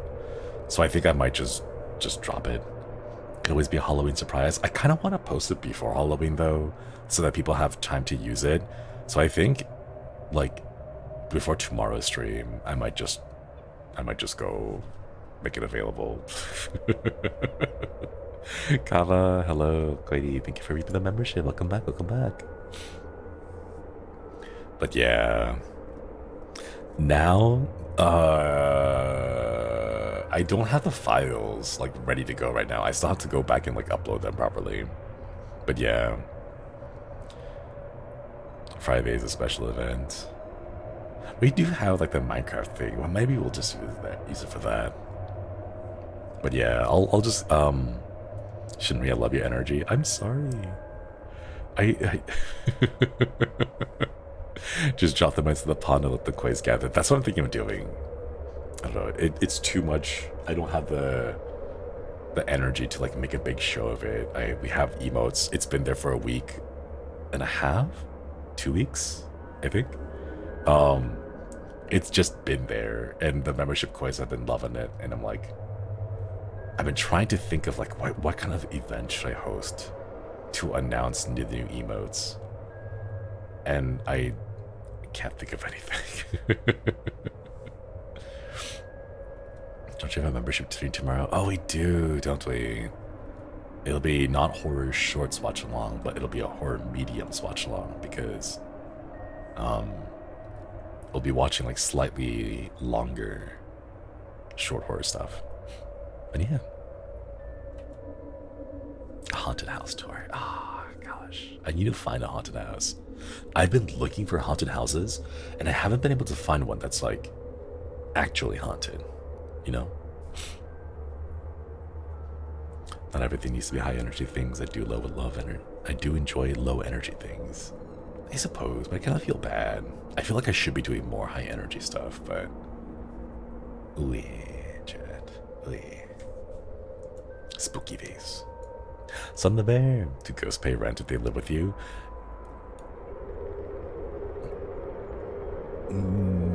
It would have to depend. It would have to depend.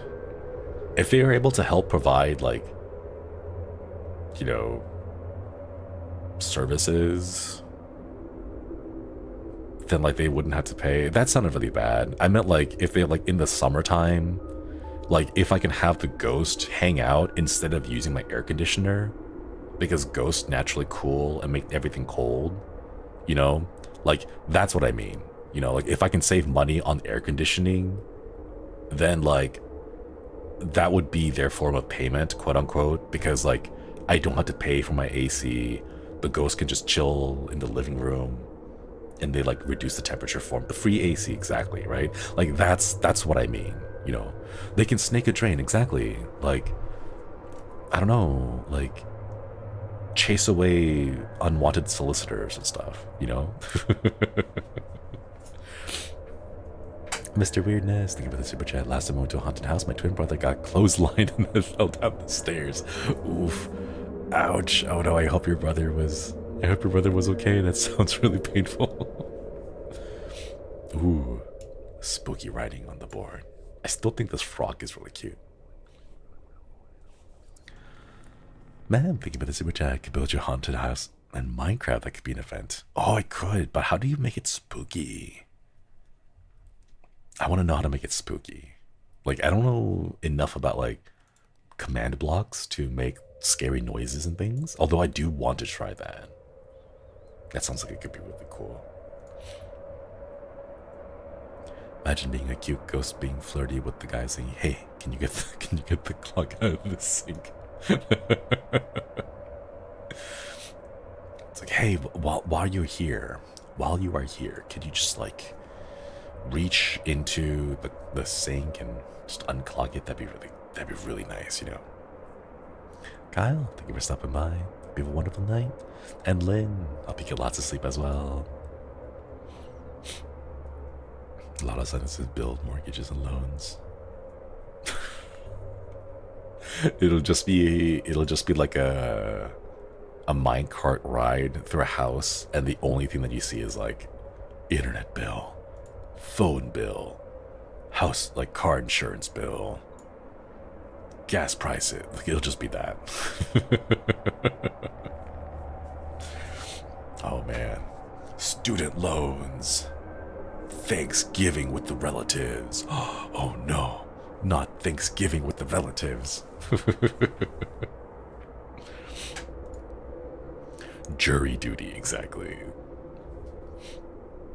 Overdue property tax. I don't think that would be too scary for me or the boys, because like you wouldn't have to pay. Oh, I think this laptop turned, because we don't own land, so we don't have any property taxes that we need to pay. A floating shopping list. Oh no. Do you know what would be actually kind of terrifying? The things that would be terrifying would be like the dentist that tries to talk to you while their hands are in your mouth and they're drilling out cavities, or like the barber who keeps trying to engage you in conversation when all you want to do is just have a haircut. You know, like that would be kind of scary. Or like, oh, another scary thing. You're trying to look for a product in a store, but you can't find it, and the app and the online website doesn't help either, so you have to go talk to one of the employees there. Bianca Okoidi, thank you for the membership. Yay for 8 months. Don't have much to say, but I hope you have a peaceful chill break. Try not to work the entire time and do something fun as well. I'll try my best. I'll try. Thank you. Really appreciate it. Stop, this is already a scary game. Social interactions. Oh, you pay for, you're there in a long line of groceries, and when you go to finally pay, your card doesn't read. And and you can feel the staring gaze of everyone behind you in the line. That actually happened to me, and like that was kind of spooky.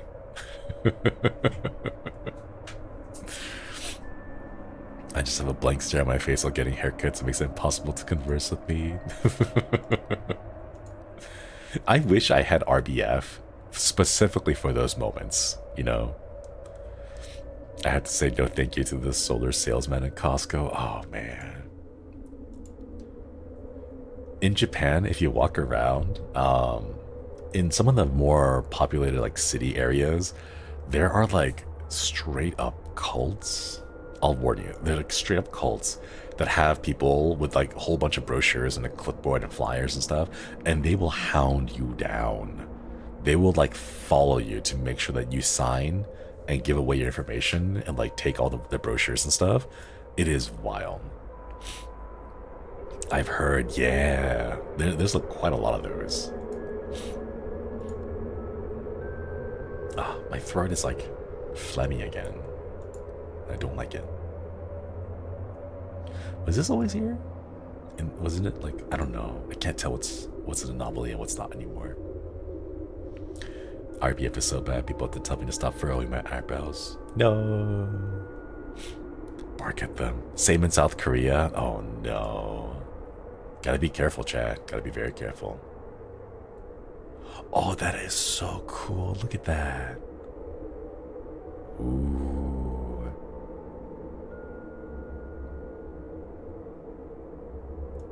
Yeah, I would still would.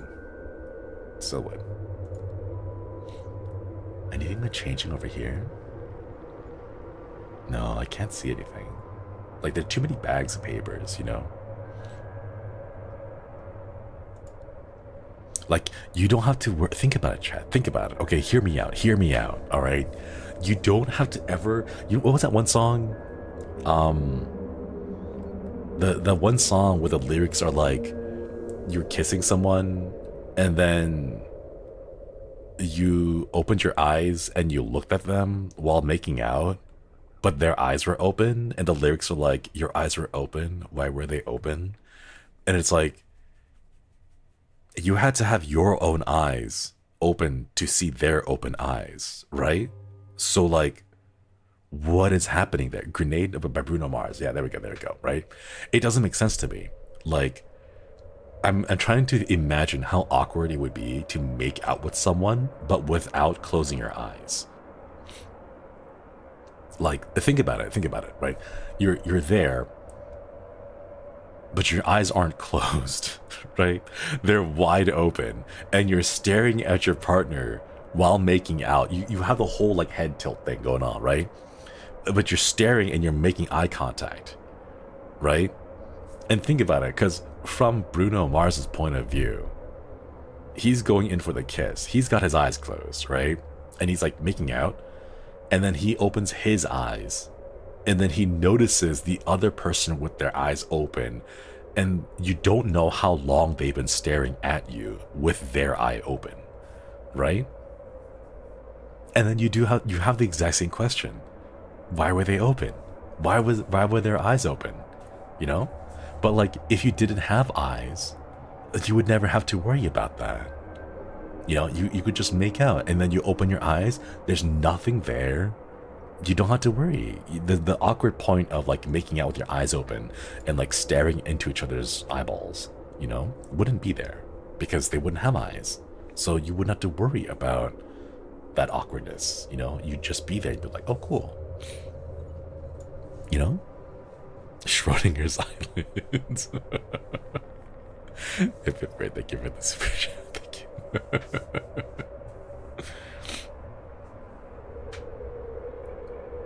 wonder if that's a thing. Okay, here's the thing though. Like a long time ago, a long time ago, in a galaxy far away, Naboo was under, and no, not that one. A long while back, I read this study. I think it was like a popular science, so it wasn't like a real, actual science thing. Maybe it was like a pop science thing. Not a real thing, but like, I read somewhere that these sociologists, I think, they ran a study where they paired up people and they were told to stare into each other's eyes for 30 seconds. Like, some people stared into their the other like test subject's eyes for like 30 seconds or something, right? Or like a minute. And then like another control group just were in the same room and they didn't like stare into each other's eyes, right? And like it later turned out that if you took time to stare into each other's eyes for an extended period of time, you are more likely to develop positive feelings of friendliness and comfort to some other person. I think had to do that from my intro to psych class. We talked about it. Oh wait, it was real? I remember seeing that a long time ago. I had mentally like filed it away as a pop science not really thing, you know? It was real? Ooh. Malmaros? Okoidi. So you learned that you have a fear of eye contact, just remove the other person's eyes. Thanks, Shinri. Exactly. See, there's always a solution.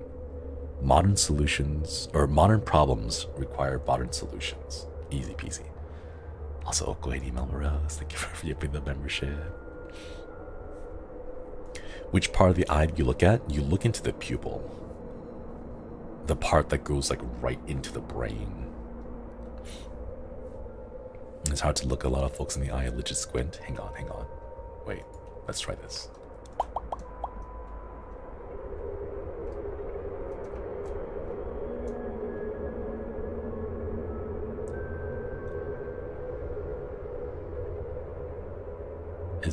Is this too much? Prolonged eye contact. I don't know which eye to look at, chat. Do I look at your left eye or do I look at your right eye? Well, I guess it would be my left, your right. I don't know which eye to look at.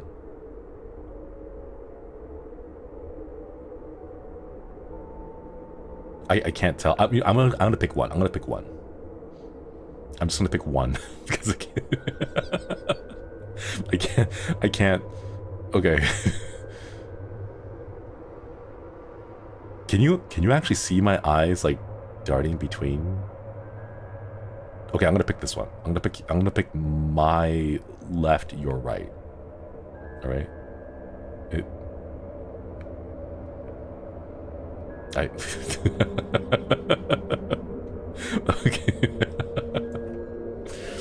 All right. There we go. How long was that? 30 seconds? 30 seconds? I don't know. I wasn't counting.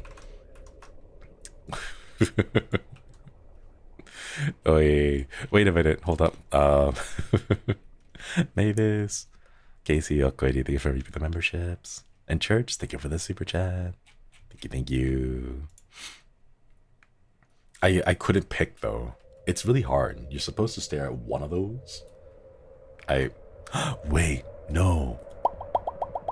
It wasn't the eye. I find it endearing when people actually flicker back and forth from one eye to the other. I can't pick, chat. Wasn't it like you're supposed to stare at like the spot on your forehead between the eyes or something? Or was it like above the nose? I forget. I was told to stare between the eyes. Okay, here's the thing. For me though, I get bored. It feels a lot nicer for me to stare at someone's eyeball than it is to stare at like the nose or like, I don't know. It just feels weird. It's like staring off angle to a camera, you know? Oh no. Can't stand eye contact, but that was really cute. Thank you for the extreme close-up streaming moment. Ah, thank you. Nokoiri, yummy. Thank you so much, Ari, for the membership, yummy. This is the new DLC, Observation Duty DLC, where Shinri is the huge man. Thank you so much for the super chat, Shadow. Okay, wait, hold up.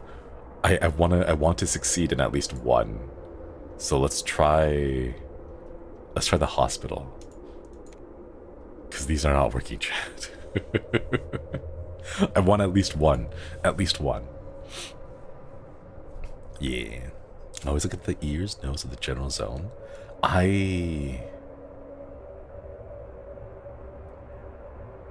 Okay, so let me tell you what I do. Okay, if I see someone, my immediate reaction is to stare at their eyes. Like if I meet someone and I have to maintain eye contact with them, it would be the eyes. I would stare at the eyes, right?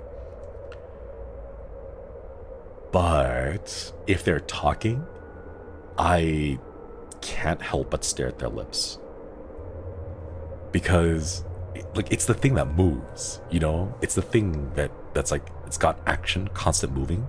So if they're talking, I'm like 100% gonna be staring at the lips. And then like 90% of the time, in my mind, I'm just thinking like, man, I can't read lips. That's what I'm thinking, because I don't know how to read lips. Wait, are the lights always off here?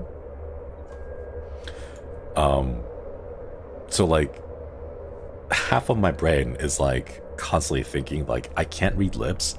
It'd be really cool if there were like subtitles so that I could understand better what this person is telling me. But because we're like, you know, out there in the face-to-face thing, meat space. Is that the right word? Meat space? In the meat space, right? There are no subtitles, you know?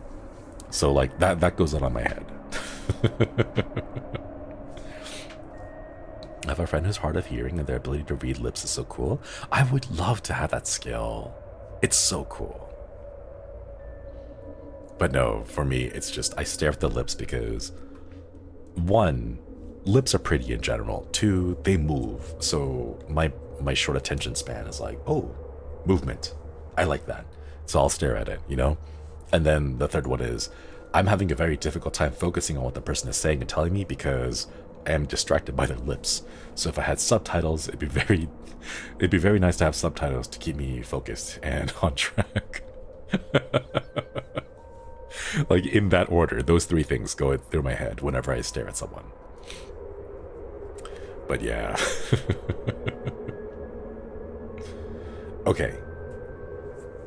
Because we're in hardcore mode, I think this can of shaving cream and this deodorant bottle. That's what it's a deodorant bottle. All right. This tin of shaving cream. I bet you this is gonna move. This is gonna change. Okay. Because when we played on normal difficulty, those did not change. But now that we're on hardcore mode, I think those will. It's gotta, right? So that's why the Bettles lips are so pretty thing. Yeah, it is. Oh, I swear, if it's something silly, like this black panel switches sides or it flips around, like I'm gonna be mad. Because I can't tell that small of details. The paper on the floor is there. Oh, this one? Yeah, this has always been there.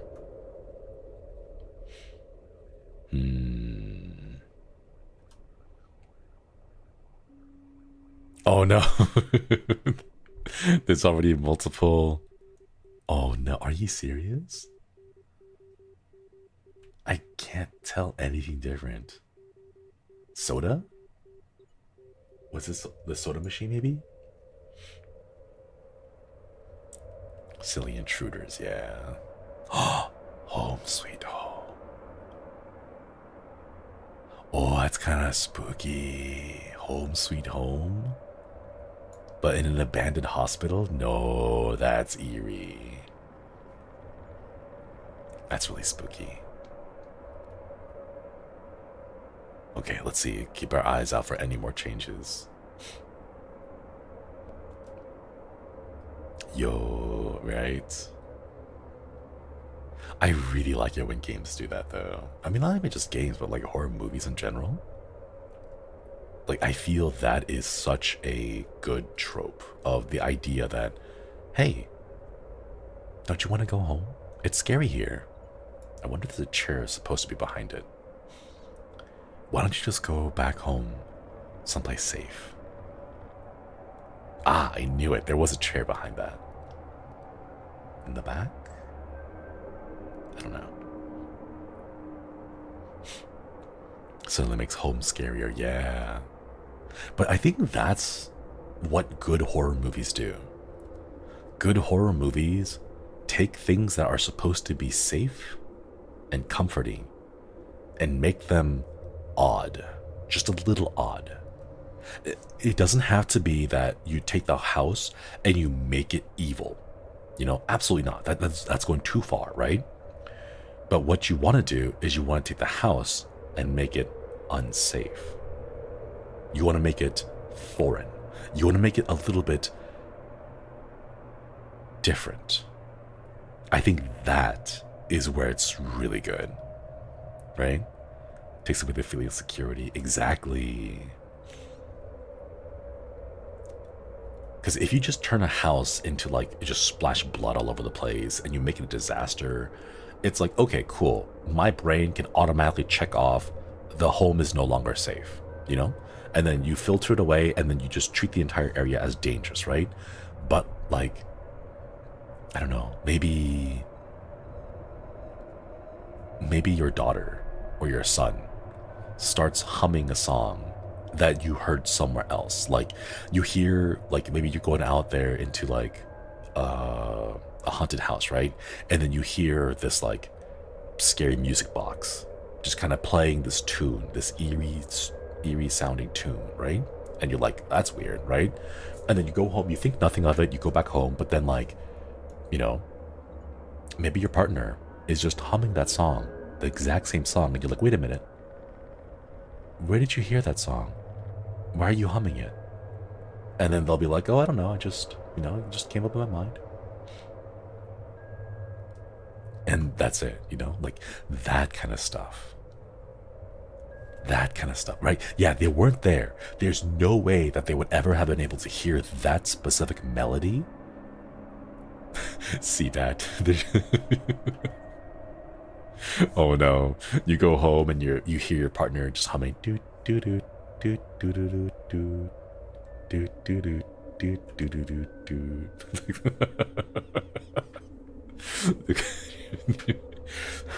Like, babe, where did you hear that? Tell me right now. I need to know where you heard that song.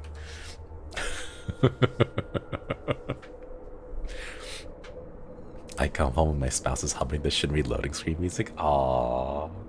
Oh, that... Man. It makes me really happy. Aww. That's really sweet. That makes my Kokoro happy. Oh no, the Suika game music. That's what it is. That's the thing that's gonna drive everyone mad. 6 to 8 hours of Suika background music. I think the books have changed. It should be top 3 and then empty in the middle, right? Or is it books, empty? No. Queen, thank you for the super chat. Same with monsters or ghosts, they're always more terrifying when they choose not to show the whole entity. Yeah, completely agree. Completely agree. Thank you for the super chat, Queen. Missing object? Missing object. Object movement in the wash closet, though. Okay. That's why I'm so frustrated with Bird Box. I really liked Bird Box. Oh my god. Bird Box was so good. Up until just the shenanigans of monsters. it's not even monsters. It's like this cult leader and just a whole bunch of people who are henchmen. And I never liked that. The build up to it when you're like, what is happening? What's going on? You can't even look at it. Like, that part I loved. Because it was so scary. Because you didn't know what was safe, what you could do. Like, how are you supposed to get more information about this entity if you can't even look at it? You know? I love that part. And then when it just became, oh yeah, these criminals, they can look at it fine, they're not affected, and they're just henchmen that break into your house. That part lost me so hard. Subtlety of implication, exactly, yeah. I got pissed off at the mobile version of Suika game, so I raged uninstalled it. Oh no. I hear the Suika is now, whoa. Wait, I just want to see how much blood is there. I'm just really curious. Like, how far does it go if we let it go?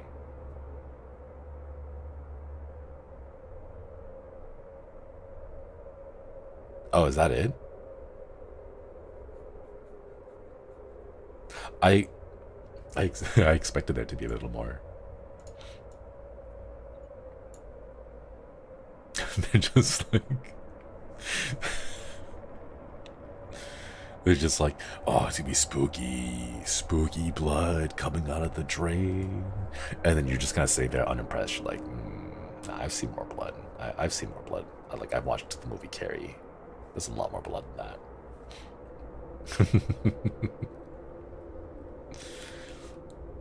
Oh my god. Chad, do you ever think that like the bar for scary, for horror, is like keeps getting higher and higher? Like every single time there's a new horror movie, a new horror game out there, the bar for what is scary keeps going higher and higher. So like if you're just trying to scare someone and you don't know what the bare minimum is, like people won't be impressed and they won't be scared. They're like, oh come on, I've seen that before, you know? Not if you don't watch in the first place. I suppose that's true, but for someone like me who loves horror, like, are these people, have they always been there? Like, I love watching horror, so I see a lot of the tropes, like mirrors, for example, you know? Mirrors are pretty, like, when you see a mirror in a horror movie, you're like, I can kind of understand what's going to happen with the mirror, you know? I feel like games are pretty scary. I feel like more immersive. Yeah, when you're the one taking the action in the game, that's definitely more scary. I think FNAF had big scares, and that's why maybe immune to jump scares nowadays. Like, I thought the scares in Five Nights at Freddy's weren't even really scares. Like, all of it was primarily jump scares, wasn't it? I love horror, but the home invasion stuff still scares me. That's true, that's true. Playing scary games is harder than watching. It is, and I love it. I love it so much. Me after Shinri horror games, standing in a dark room expecting a cute ghost One-chan to approach me. Oh, I forget who it was. I'm so sorry, but the artist, someone drew a short little Shinri comic where I'm just kind of standing there in the middle of a dark room, and the ghost is like, oh, I get to scare. So the ghost slowly floats from behind, and then I whip around, and there's like a rose in my teeth. Like, oh, it's so cute though. That is so cute though. Oh my god. My Kokoro, I saw that, I was like, oh my god. Ah, oh, my heart. That's so cute. That's so cute.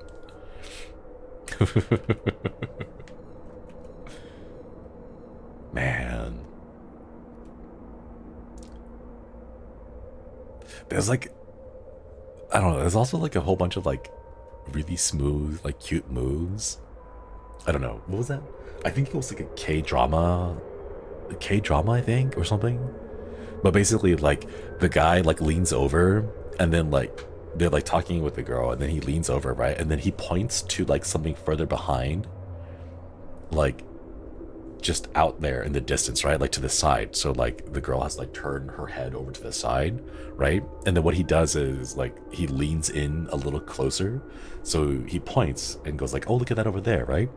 So she turns around and goes like, oh, what's over there, right? And then sees nothing. And then turns back around to be like, I don't see anything there, right? But like, because he's already leaned in a little closer, they end up kissing when she turns around. Like that was, I saw a clip of that and I was like, oh, that's so cute though. Like that looked so cute. Like they were already a couple. Like it's not strangers doing this stuff, right? You know, they were already a couple and they were just kind of like messing with each other, like that kind of stuff. Hey, Amau, thank you so much for the super chat. Speaking of FNAF, I saw someone actually shortly summarize the lore of FNAF.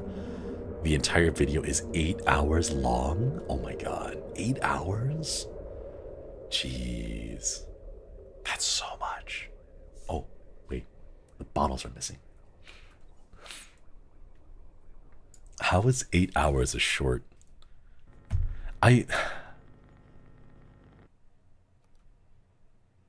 That's impressive. I kind of want to Zephyrus.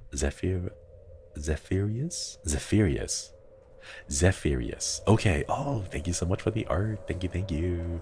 It was really cute. It was very sweet. I don't know how people are able to do that. 8 hours? That's such a long video to make. Home sweet home again. Discovered something about myself. I like games that you're running from scary things and solving mysteries. Basically, I'm a Scooby-Doo fan. Oh, yeah. Let's go. Honestly, that's probably the best way to describe the way that I play Scooby-Doo fans. We get a game. There's a mystery. There's monsters and spooky things afoot. And we're going to go on a little mystery gang adventure to go find out exactly what's happening in the lore. That's such a nice way to put it. I like that.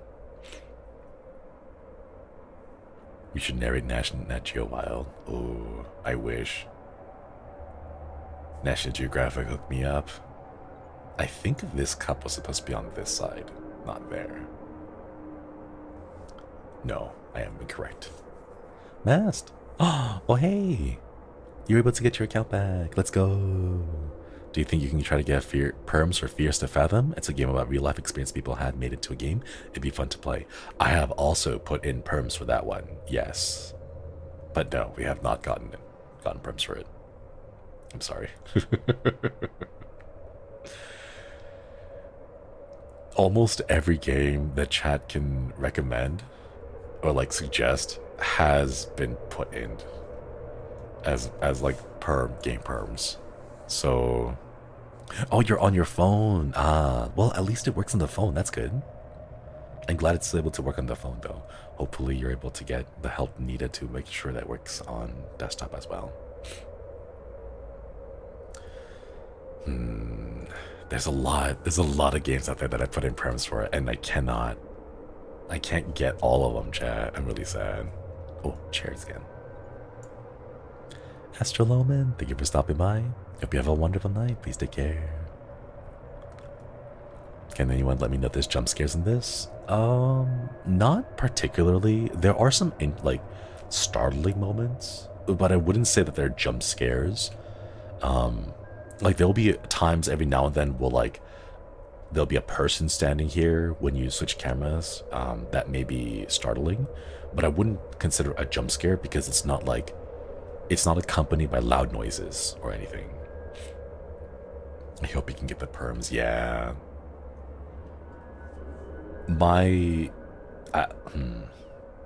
have like 80 game perms, I think, that are waiting. I guess I'll just let you all know. I have not played any. Momo, thank you for stopping by. Hope you have a wonderful night. Please get lots of sleep and lots of rest. For all of the games that I have put in perms for that I did not get an outright rejection, so like the developer or publisher just says, no, sorry, you cannot stream our game. Full stop. You know? Did you say 133? Yeah, 133 last time, but 133 is in total. It accounts for all of the ones that I put in, have gotten okays, have not gotten okays, gotten flat out rejected, gotten approved with conditions, without conditions, and all that. So that's all in total. But like about 80 of those I'm still waiting on, as in like there has not been a final decision yet. All of the ones that I have not gotten a finalized decision yet on, I have actually not played. Ooh. Look at that AI art of the body chart, because that's not how bodies work.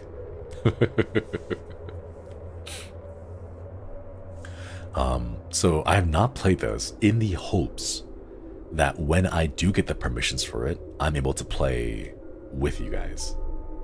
So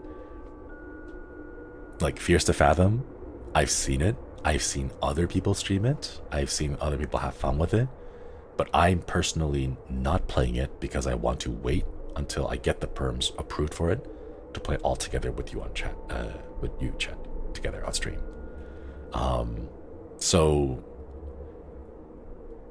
like Seven Nights Ghost, that one, I want to play it. I really want to play it, but I am resisting the temptation to try to play it off stream because I want to wait until I get the perms to be able to play it together. Is that tree always been there? That small little plant? I don't know. Maybe? Maybe it has been. So it's like,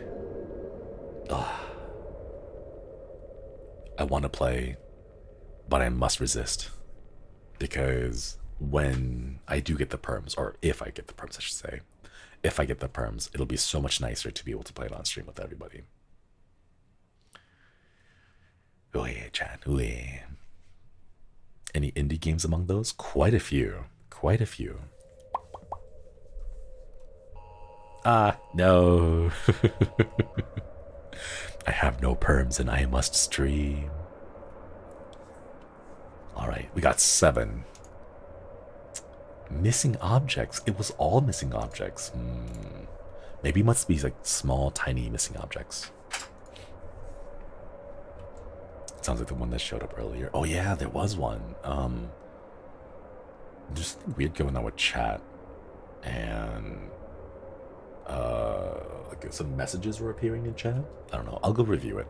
I'll talk to Mana-san about this. See what was going on with that. Okay. 1, 2 monitors. The PC tower is here, and the PC tower is here.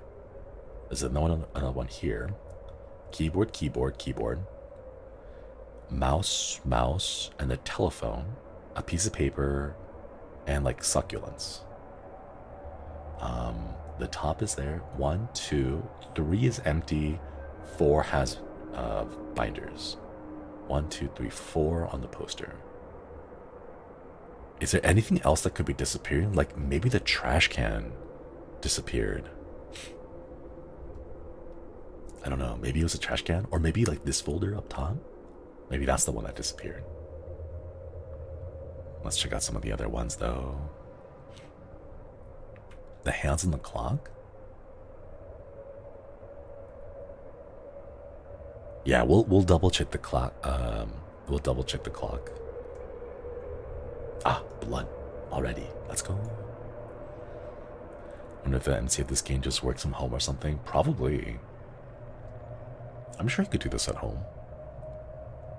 Mostly you're just like calling in what you see of the difference, and then I don't know how, but whichever company that you work for is somehow able to make all this disappear. Spooky, spooky. Random question, but do you think you have more of a dog or cat type of personality? Personality?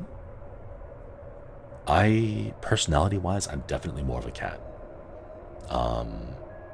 I like to be alone. I feel very self-sufficient. If I have like questions, if I have things that I don't understand, I'm more of a person to go out of my way and try to figure it out myself. A lot more individualistic. Which is kind of why I spend so much of my time just doing my own thing. Ooh, hey. Oh, they look so sad. Chad, look at their eyes. Do you think it could be like the spirit of someone who maybe passed away here and they're just kind of looking back in the place that they look so sad. Look at those eyes though. Oh. It doesn't look very angry. Look how softly and gently they're like looking around. Maybe they're looking for their room. Yeah. Oh. Poor little guy. Okay, anything changed here? It all looks the same, but I don't know.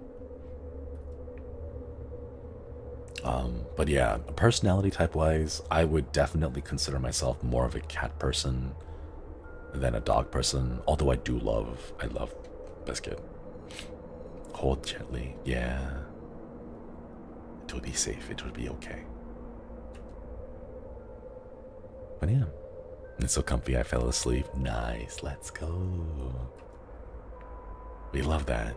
We love people getting sleep.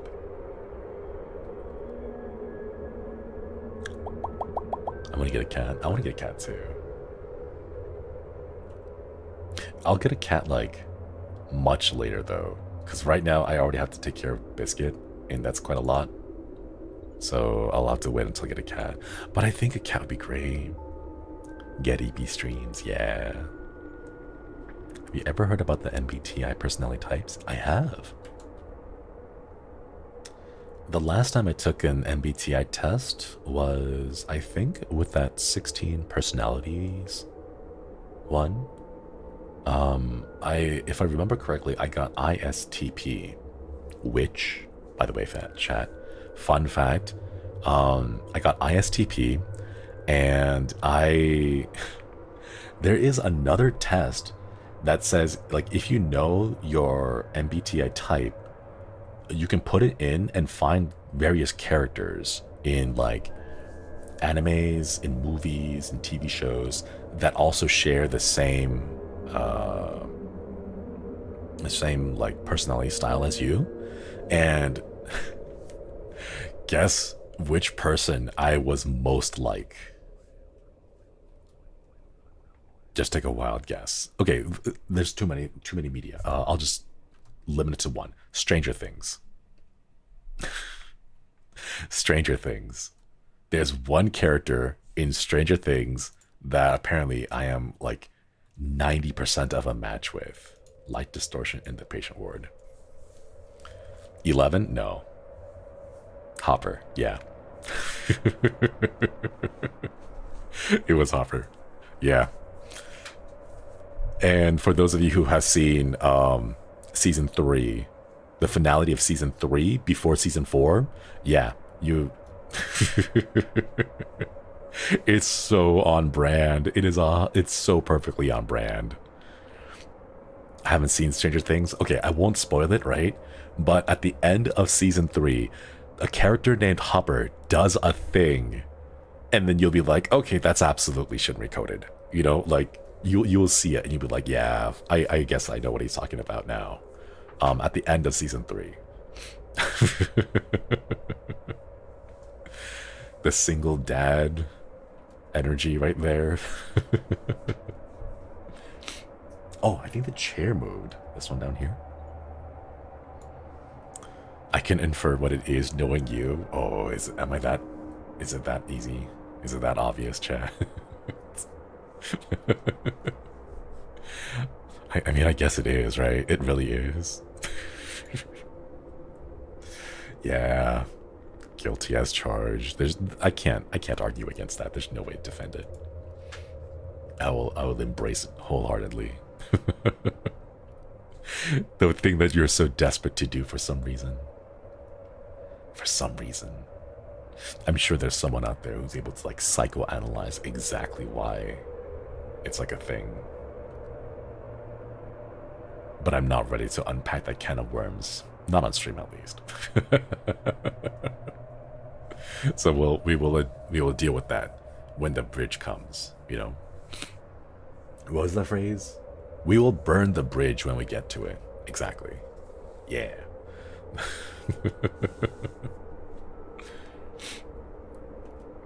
But yeah. There's a clip of the ending of the Tempest heist. I saw that. It was really cute. I loved it. It's so, I don't know, heartwarming, so touching, like Kokoro. We'll cross the bridge when the time comes. No, we'll burn the bridge when the time comes. Knowing myself. Isn't it cross the bridge? No. We're going to combine both. We're going to combine the two different sayings into one terrible saying. That doesn't make sense. Emily, thanks for stopping by. Hope you have a wonderful night. Please get lots of sleep and lots of rest. I can't tell anything different. There's still 4 here. 1, 2, 3 is empty, 4. And then like the PC towers are here. Mouse, keyboard. Like, I don't think anything's changed here. Can't tell. You and the boys are very sweet. It's one is more just drastic and irreversible than the other. It's fine, I think. Maybe it'll be okay. I hope. Fingers crossed. Who knows? A Malafor. Oh, is it like a bad metaphor? It's supposed to be like nice and inspiring, but instead it's just cursed. Essentially sounds like you know things are going bad, but you gotta go through with it. That kind of does, yeah. It's got those vibes. I wonder if that cup is an anomaly. Maybe? I don't think so.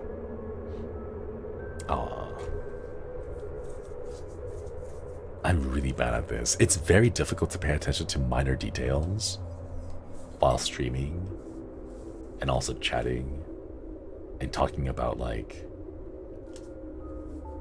I don't know, just what Tailvor would feel like. What would it smell like? I can like roughly estimate. I think PC Tower is gone here. Burning bridges, crossing burning bridges though. That thing over there, besides that. That's the thing. Yes. Ooh, an eyeball. That's so cool. I don't think that's how it works, because this should not be hooked up to any camera. Like digestive juices. Our Shinri has gone without mentioning Tailvor 0.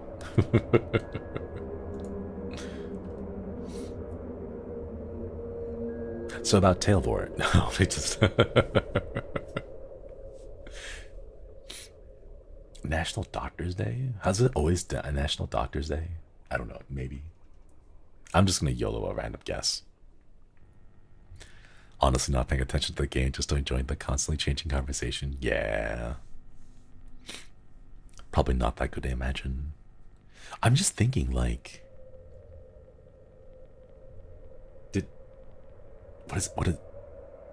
does Cell feel it?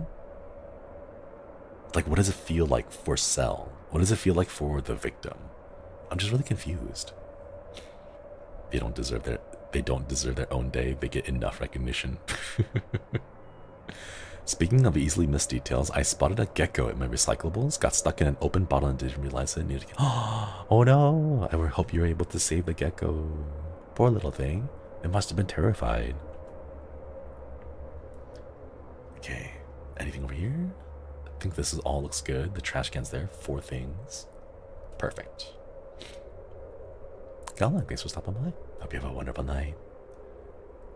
We're back to Cell. Are we here again? Presumably, gotta have nerves in there. Ghost baby. Ghost baby. But there isn't even a ghost, or like a baby changing station here. Oh no! Darn it. I don't think we'll be able to do this on hard mode because my brain is too scattered tonight. Turned the bottle around and then leapt out like a bottle rocket. Aww. Let's go. We love it when little animals and critters are able to get to safety. Just a tad bit, right? Anomalies have been previously sighted in the monitored area. Pay extremely close attention to the surveillance camera footage. File an anomaly report ASAP when you notice something has changed.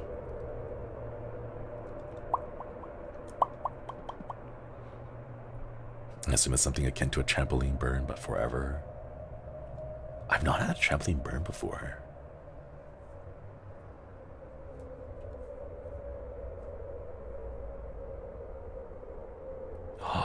Oh. Okay. So like this, it stems from like, I think I know where it stems from. It stems from like, oh, was it from Legend of Zelda, I think? Maybe it was from Legend of Zelda. I think it must have been. So like, you know, in, hello's first comment. Hello, thank you for the first comment. I apologize, I cannot read the other characters, but thank you. I think for me, it was like in Legend of Zelda, in the water temple, you fight Morpho, I forget, the jelly, the water jelly thing, right? The floating eyeball heart of the water temple boss, right? That thing. And I've always wondered, like, if you fell into that, like when Link falls into it, he like doesn't take any damage from the water. He only takes damage if he gets hit by either the spikes of the water or the orb in the center, right? And I've always thought, like, how do slimes work? You know? Like, if you take two slimes, right? And they're both like sentient, right? And then you combine them together, like absorption, like one slime absorbs the other, right? It's not like adhesion where they just stick to each other, but it's like straight up absorption, right? Like, what happens to their consciousness? You know, what happens to their like personalities? You know, like, do they merge together? Do they stay separate? Do they like just fight over the one body? You know? Go to sleep now. Just to go, fella. Thank you for stopping by. Hope you have a wonderful night. Get lots of rest. Sorry to hear that work wore you down, but I hope you're able to recover well tonight. Yeah. Thought the boss animated water with magic in the body was the core, but what is it like? Because in my view, I thought it was just all a separate thing. You know? Ermac? Is Ermac that character from Mortal Kombat? Because I only know of him from the compilation of like the fatalities, but I never actually played, so I don't know the character. In Neon Genesis Evangelion, the consciousness infects the vessel. Man. When's it my turn? When's it my turn, chat? Who will isekai me, turn me into a slime, and then infect my consciousness? Like, I want to know, like, what does it feel like? You know? I'm just curious. The way that it's portrayed in games and movies and stuff, like, it just seems so foreign. You know? So lonely you want to join a hive mind.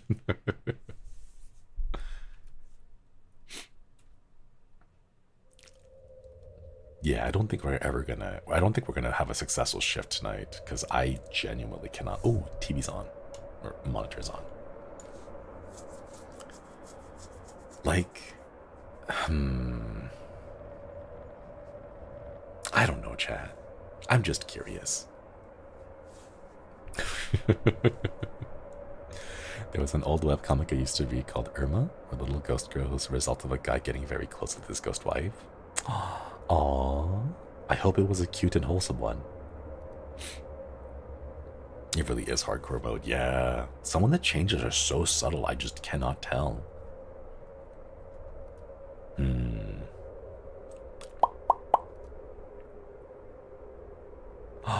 That reminds me, speaking of webcomics, I remember a long time ago, I read this one webcomic. I forget what it was. I think it was about a little girl who had reality warping powers, but she didn't really know. She was just kind of like a little girl being a little girl, like just doing children things. But she had the power to like warp reality and stuff. And I remember there's this one scene where this asteroid or a meteor was flying towards planet Earth. And the scene that stuck out to me was like everyone was panicking, everyone's like scary, and they're all running around. Some people are crying, other people are like drinking and looting and all that stuff, right?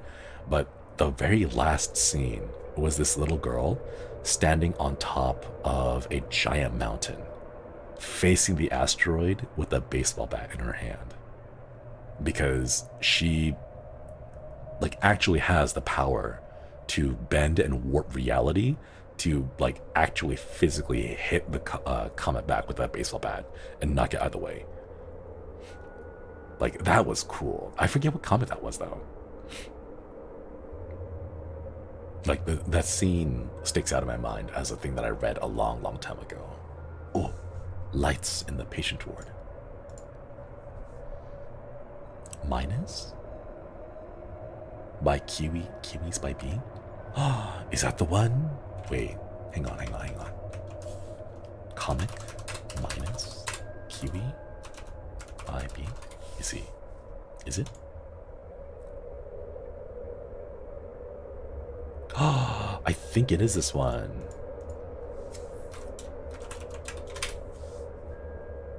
It is this one. Oh, yeah, that's the one. This fight still up? Oh, that's so cool. Who knows how long it's been there.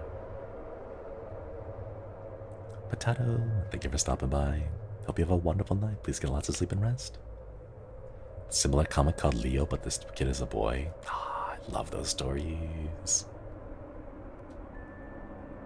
The ones about just the vivid imagination of children. Like, to be able to just come up with things and have fun and play that, like, oh my goodness. I feel like the older I've gotten. Oh, Ebony, thank you for stopping by as well. Hope you get lots of sleep and lots of rest. Get sweet dreams. I think for me, it's like the older I get, the more stuff gets in the way of my thinking. You know? I think these posters changed. But like when I was a kid, I remember my imagination being wild, like just doing all kinds of things left and right. And I wouldn't second guess myself, I wouldn't doubt myself. But the older I've gotten, the more difficult it is for me to just be so transparent with that kind of stuff. Because I always have to second guess and second doubt, like doubt and second guess myself for pretty much everything. And I don't know, I miss those days. I didn't really have to think about anything because I just did stuff because it was fun, you know? We trade imagination for maturity when we grow up. Man. It makes me think back to that one line in Doctor Who. Getting old is mandatory, but growing up is optional. Oh, they're waiting to get their appointment. Oh, they're waiting for their appointment. I'm so sorry, Ghost. There's no one here though. The hospital is closed. Fighting to keep it, yeah. part of getting older, more aware of the consequences of everything. Little pat pat, yeah, a little head pat. Very respectful, exactly. They weren't trying to scare or jump out at you. They were just kind of like sitting there waiting for their turn.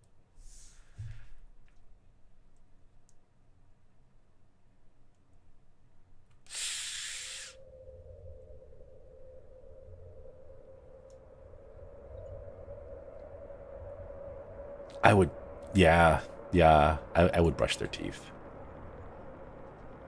It looked spooky, but I would brush their teeth. Sorry, I was just staring at it, just thinking real hard about what I should and should not say. Omana, thank you for stopping by. Hope you have a wonderful night. Please get lots of sleep, lots of rest. The ghost stares at you like a cat. Oh. Gosh. Thinking about anything acting like a cat just makes it so much cuter. You know? A zombie, but lasers. You shine a laser on the ground, the zombie starts chasing it. Cat. Perfect cat. Cutest thing ever, right? Some like demonic gargoyle coming to life, chasing you, right? Roll a ball of yarn. It chases after it. Perfect cat. Cutest thing ever. You know? Maybe you have like, I don't know, a shadowy spirit that traps, jumps out at you from the dark corners out of your eye, right? But if you dangle one of those little bells with the feathers on it, the fishing stick, like it looks like a fishing rod with like a little bell and like some feathers stuck to the end of it that you can like dangle and play around with, like those, right? You just wiggle those around, instant cat. Perfect. Blood. It's so cute though. It's so cute. My heart. Oh. You remind me of Osaka at times. Oh. The region? Like the entire region? That's the first time I've heard that. When cats slowly blink. Yeah. Oh? No, that wasn't anything. When you get so tired that you start doing the frog like that kind of blink. The frog blink is great. Oh, from Azumanga Dai. Oh, I can see that. Yeah. I've always wanted to be the cool person. I thought Sakaki was the coolest. Well, like, that's mostly just because I'm also very quiet and reserved. Like outside, and I've also tried my best to like pet cats, but then they would scratch me or like bite, but they're so cute. The tall girl who gets bitten by cats. Yeah, Sakaki was my favorite character. You are cool? Nah, I don't feel cool. I want to be kakoi.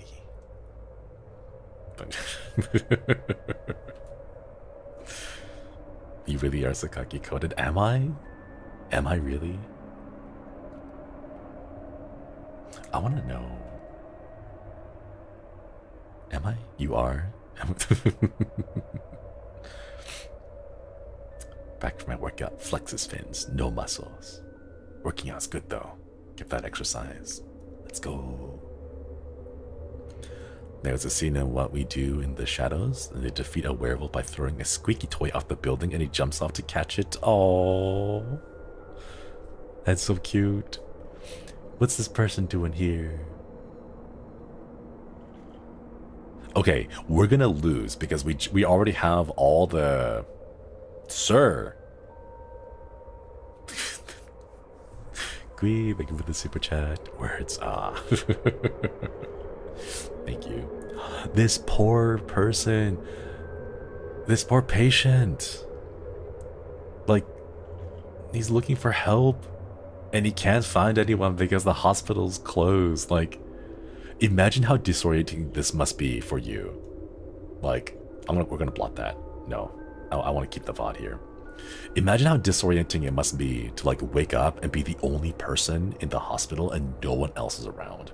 And you're like, nurse, doctor, I need some help. Hello? Anyone there? I want to go home now. And then just kind of like, you know, really lost.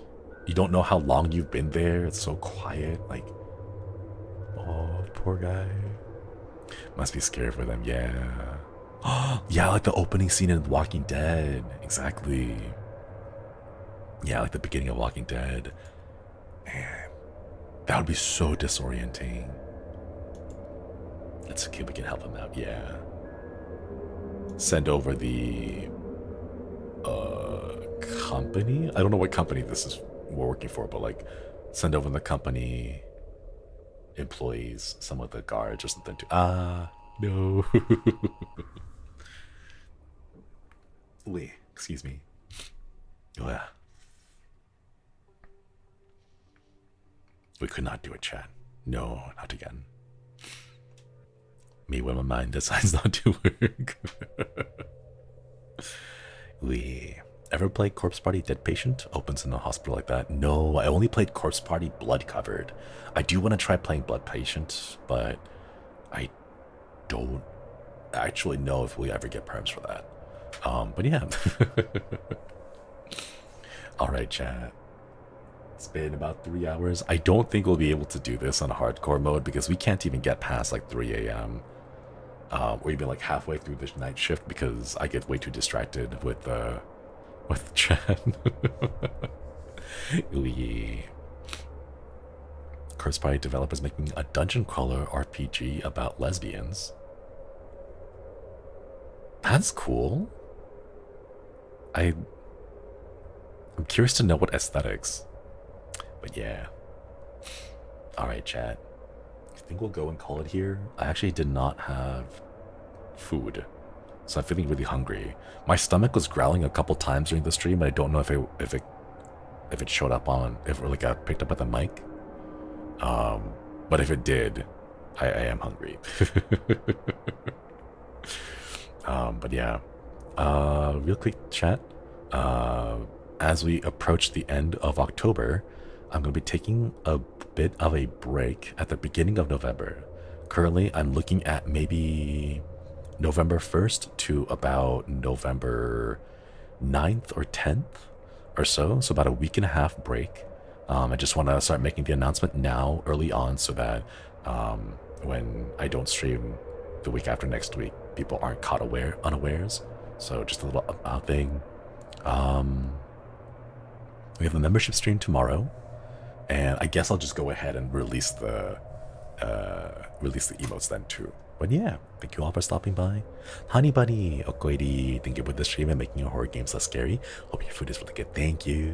Thank you, thank you. Alright, Chad, outro time.